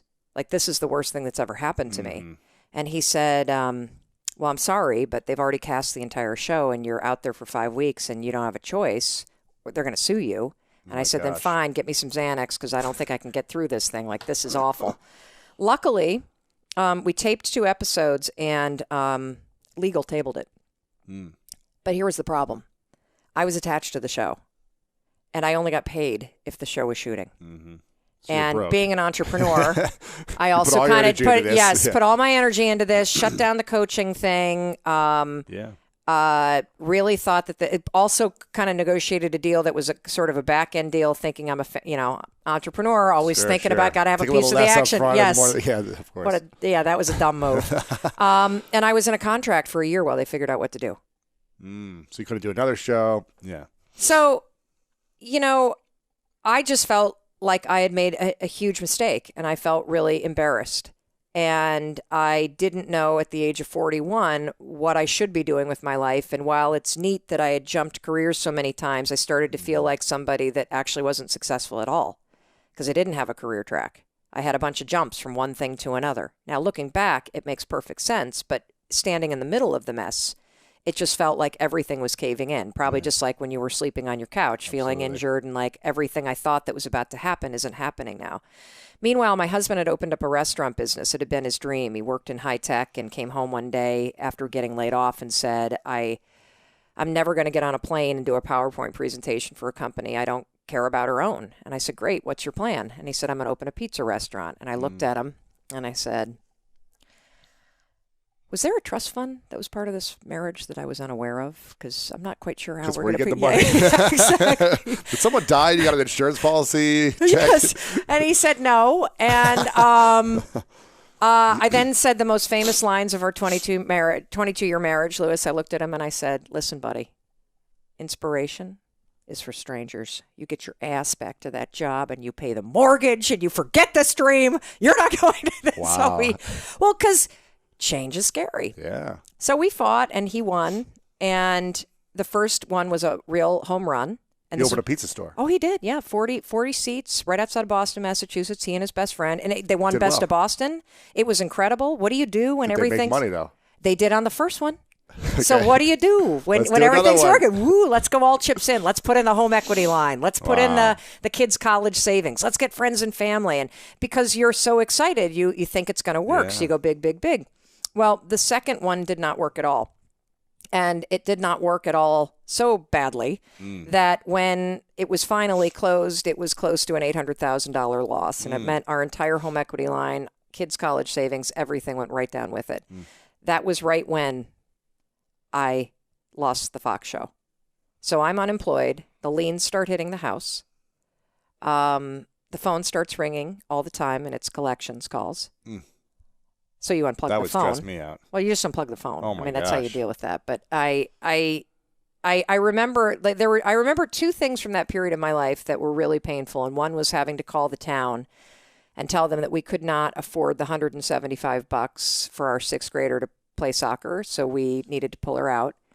And I remember there being times, because I was so afraid to look at the checking account, that I would stand at the grocery store and items would scan and I could just feel that wave of anxiety rising, thinking, I don't think the check card's going to go through. And so I would stand there. I always had an excuse, and it was to look at the person and go, oh, that's strange. It just worked at the gas station. Oh my gosh. Because what would have been more empowering is to probably say, oh, well, I guess I don't have the money for this. Let's take this, this, and this. And just kind of like the easiest thing to do is to tell the truth. But I was so filled with shame. Yeah. So I started to develop this habit of hitting the snooze button. Because what would happen is the alarm would go off in the morning. And the first thing I would think about is all the problems that we had. And how awfully things had gone off the tracks. You didn't want to deal with them. No, and I also didn't know. I didn't think I could. And this goes back to the feelings.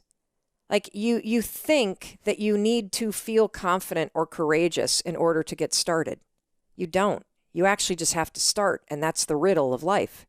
That lying in bed, hoping that you wake up some morning motivated to change, that's not the answer.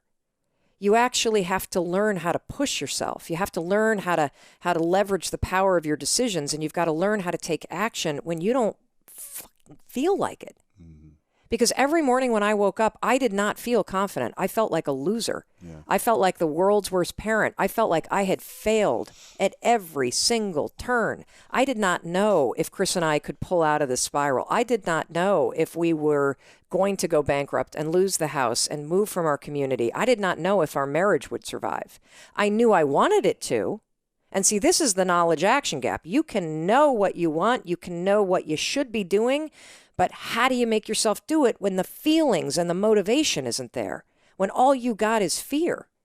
And so every night I would lie in bed and I would say to myself, all right, that's it, Mel. Tomorrow, it's the new you. Tomorrow, you're going to wake up and be motivated. You're going to get up. You're going to exercise like everybody says you should. You're going to meditate. You're going to get those kids on the bus. You're going to screw Fox. You're going to look for a job. You're going to cold call Cox Media, and you're going to do auditions. Come on, girl, let's go. You're going to take a cold shower. Woo! Here we go. And I meant it when I was saying it. Maybe it was the alcohol that was talking, but then I would wake up and I didn't feel any of those things. Mm-hmm. So I would hit the snooze. And I would hit the snooze. Now, why was I hitting the snooze when I knew it wasn't the right decision? I'm going to tell you why.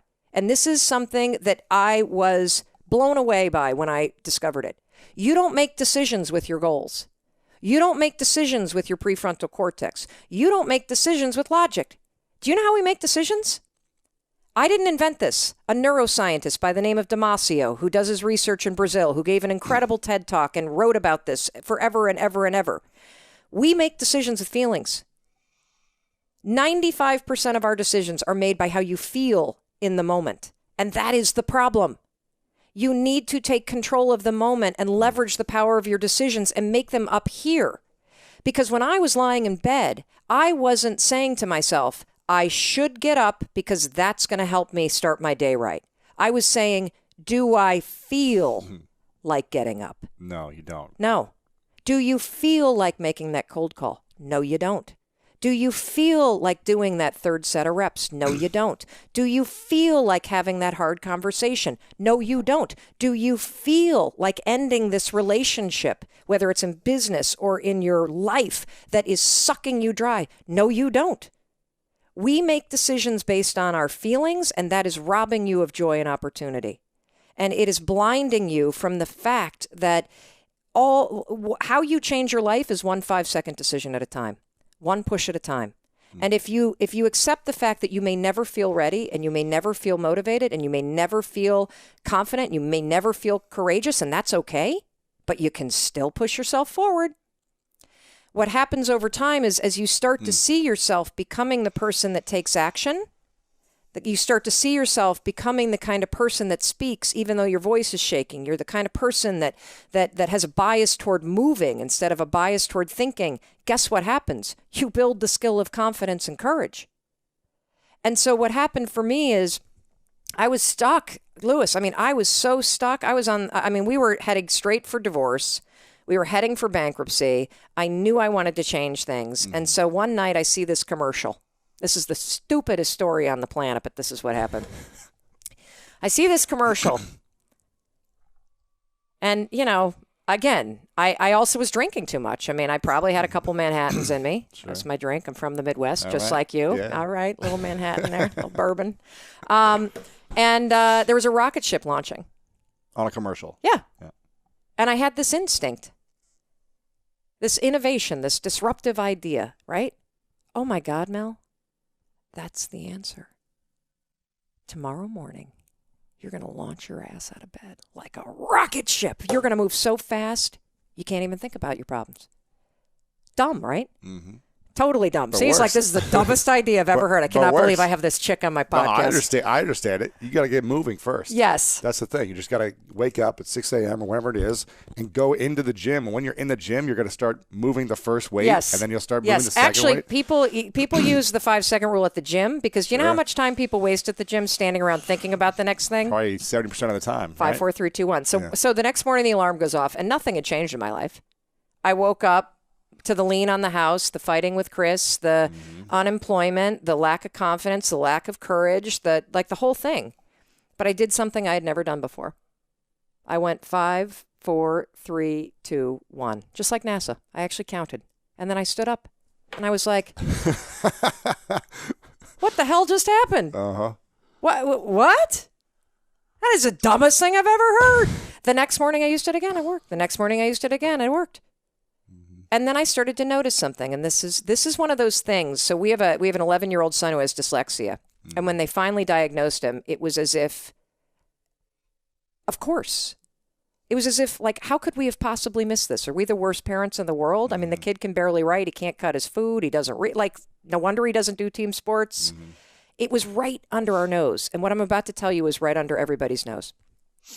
There's a 5-second window between the instincts, the shoulds, the urges, the inner wisdom, the things that can change your life if you listen to it. Got a 5-second window from the moment you feel that instinct to move. And if you don't, your brain is actually designed to kill it. 5 seconds is all you have.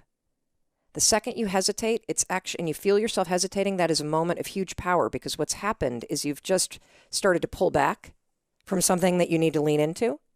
And if you count backwards 5, 4, 3, 2, 1, and this is the neuroscience behind why this stupid little trick works, counting is an action. Counting backwards requires focus. It's also not a habit for you yet. So when you feel yourself hesitate, you're triggering your mind that something's up. Like Lewis didn't hesitate when he pulled on his pants. He didn't hesitate when he's drinking his coffee. He didn't hesitate when he walked out the door to the gym, but now he's hesitating to make that call. Your mind now goes into a cognitive bias called the spotlight effect. It magnifies whatever it was that you hesitated doing. Mm-hmm. The moment. The moment. Yeah. Like all of a sudden you're like, hey, I don't feel like it. Like, I don't know. Maybe I'll do it later. Right. And your mind is doing it because your mind's trying to protect you. Hesitation signals a red flag to your mind that something's up. Just that small hesitation. It's a habit that we all have. Should you hesitate if you're getting a tattoo? Yes. Should you hesitate if you're gambling? Yes. Should you hesitate if you are signing a legal document? Yes. You need your prefrontal cortex for those things. You need to interrupt it, make a decision. Should you hesitate on making a phone call? No. Should you hesitate on speaking up in a meeting? No. Should you hesitate when you feel yourself starting to procrastinate and you know you got work that you should get done? No, you shouldn't hesitate at all. Should you hesitate in saying the thing that you really feel in your heart? No, you shouldn't. Should you hesitate and edit yourself when you're talking? No, you shouldn't. But we've all trained ourselves to. So it's actually this habit of hesitating. You start catching yourself. It's a huge moment of power because you have a decision to make and you got to make it in the next 5 seconds. Are you going to go on autopilot and get trapped in your mind? Or are you going to 5, 4, 3, 2, 1 and awaken your prefrontal cortex and drive forward?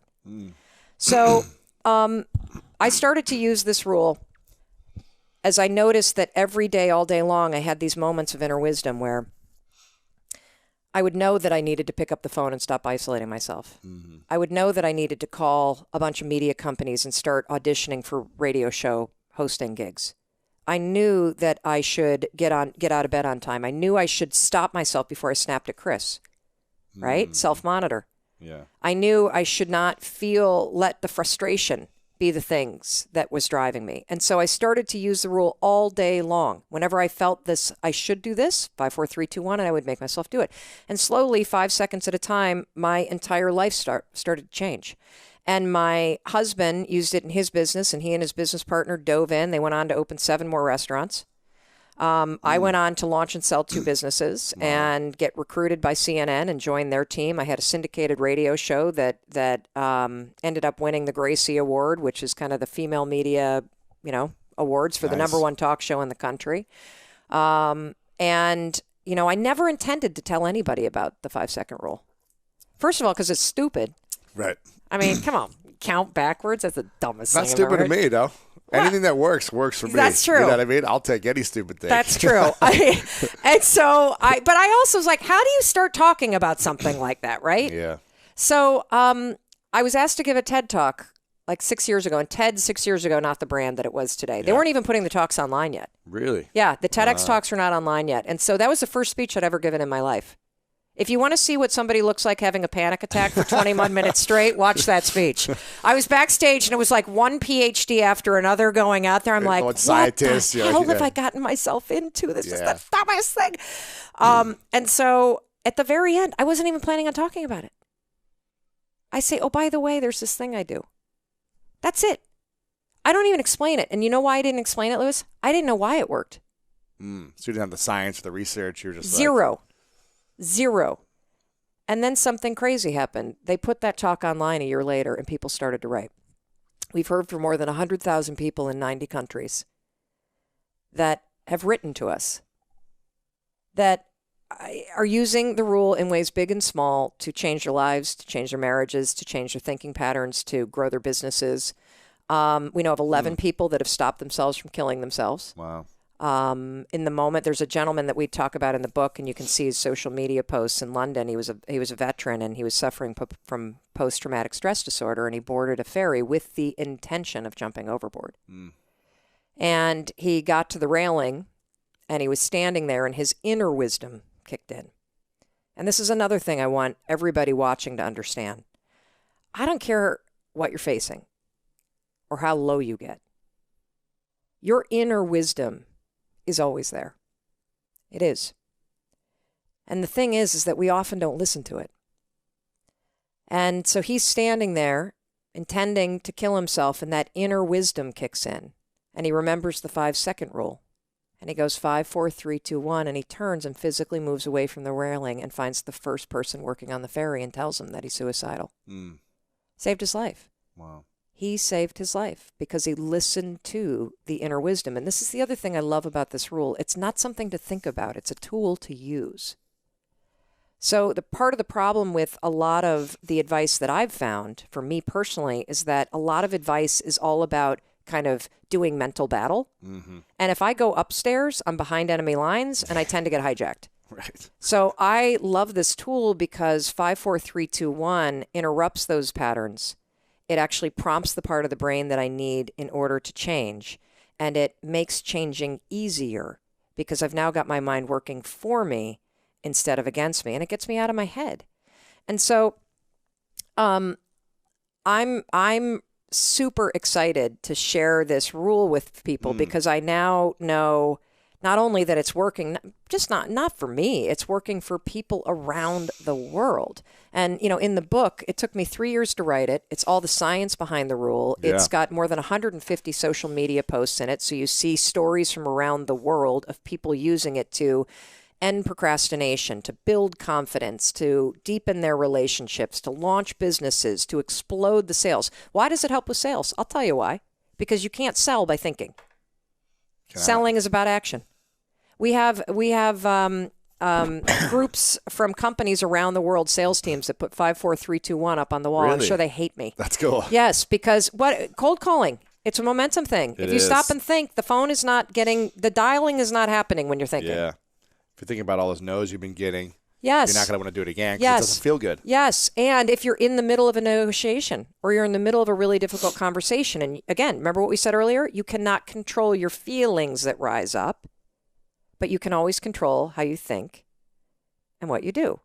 So if you're in the middle of a difficult conversation and you feel those feelings come up that normally trigger you to start editing yourself or to censor yourself or to silence yourself or to think sabotaging thoughts in like a business negotiation, 5, 4, 3, 2, 1, awaken the prefrontal cortex, get back in the game.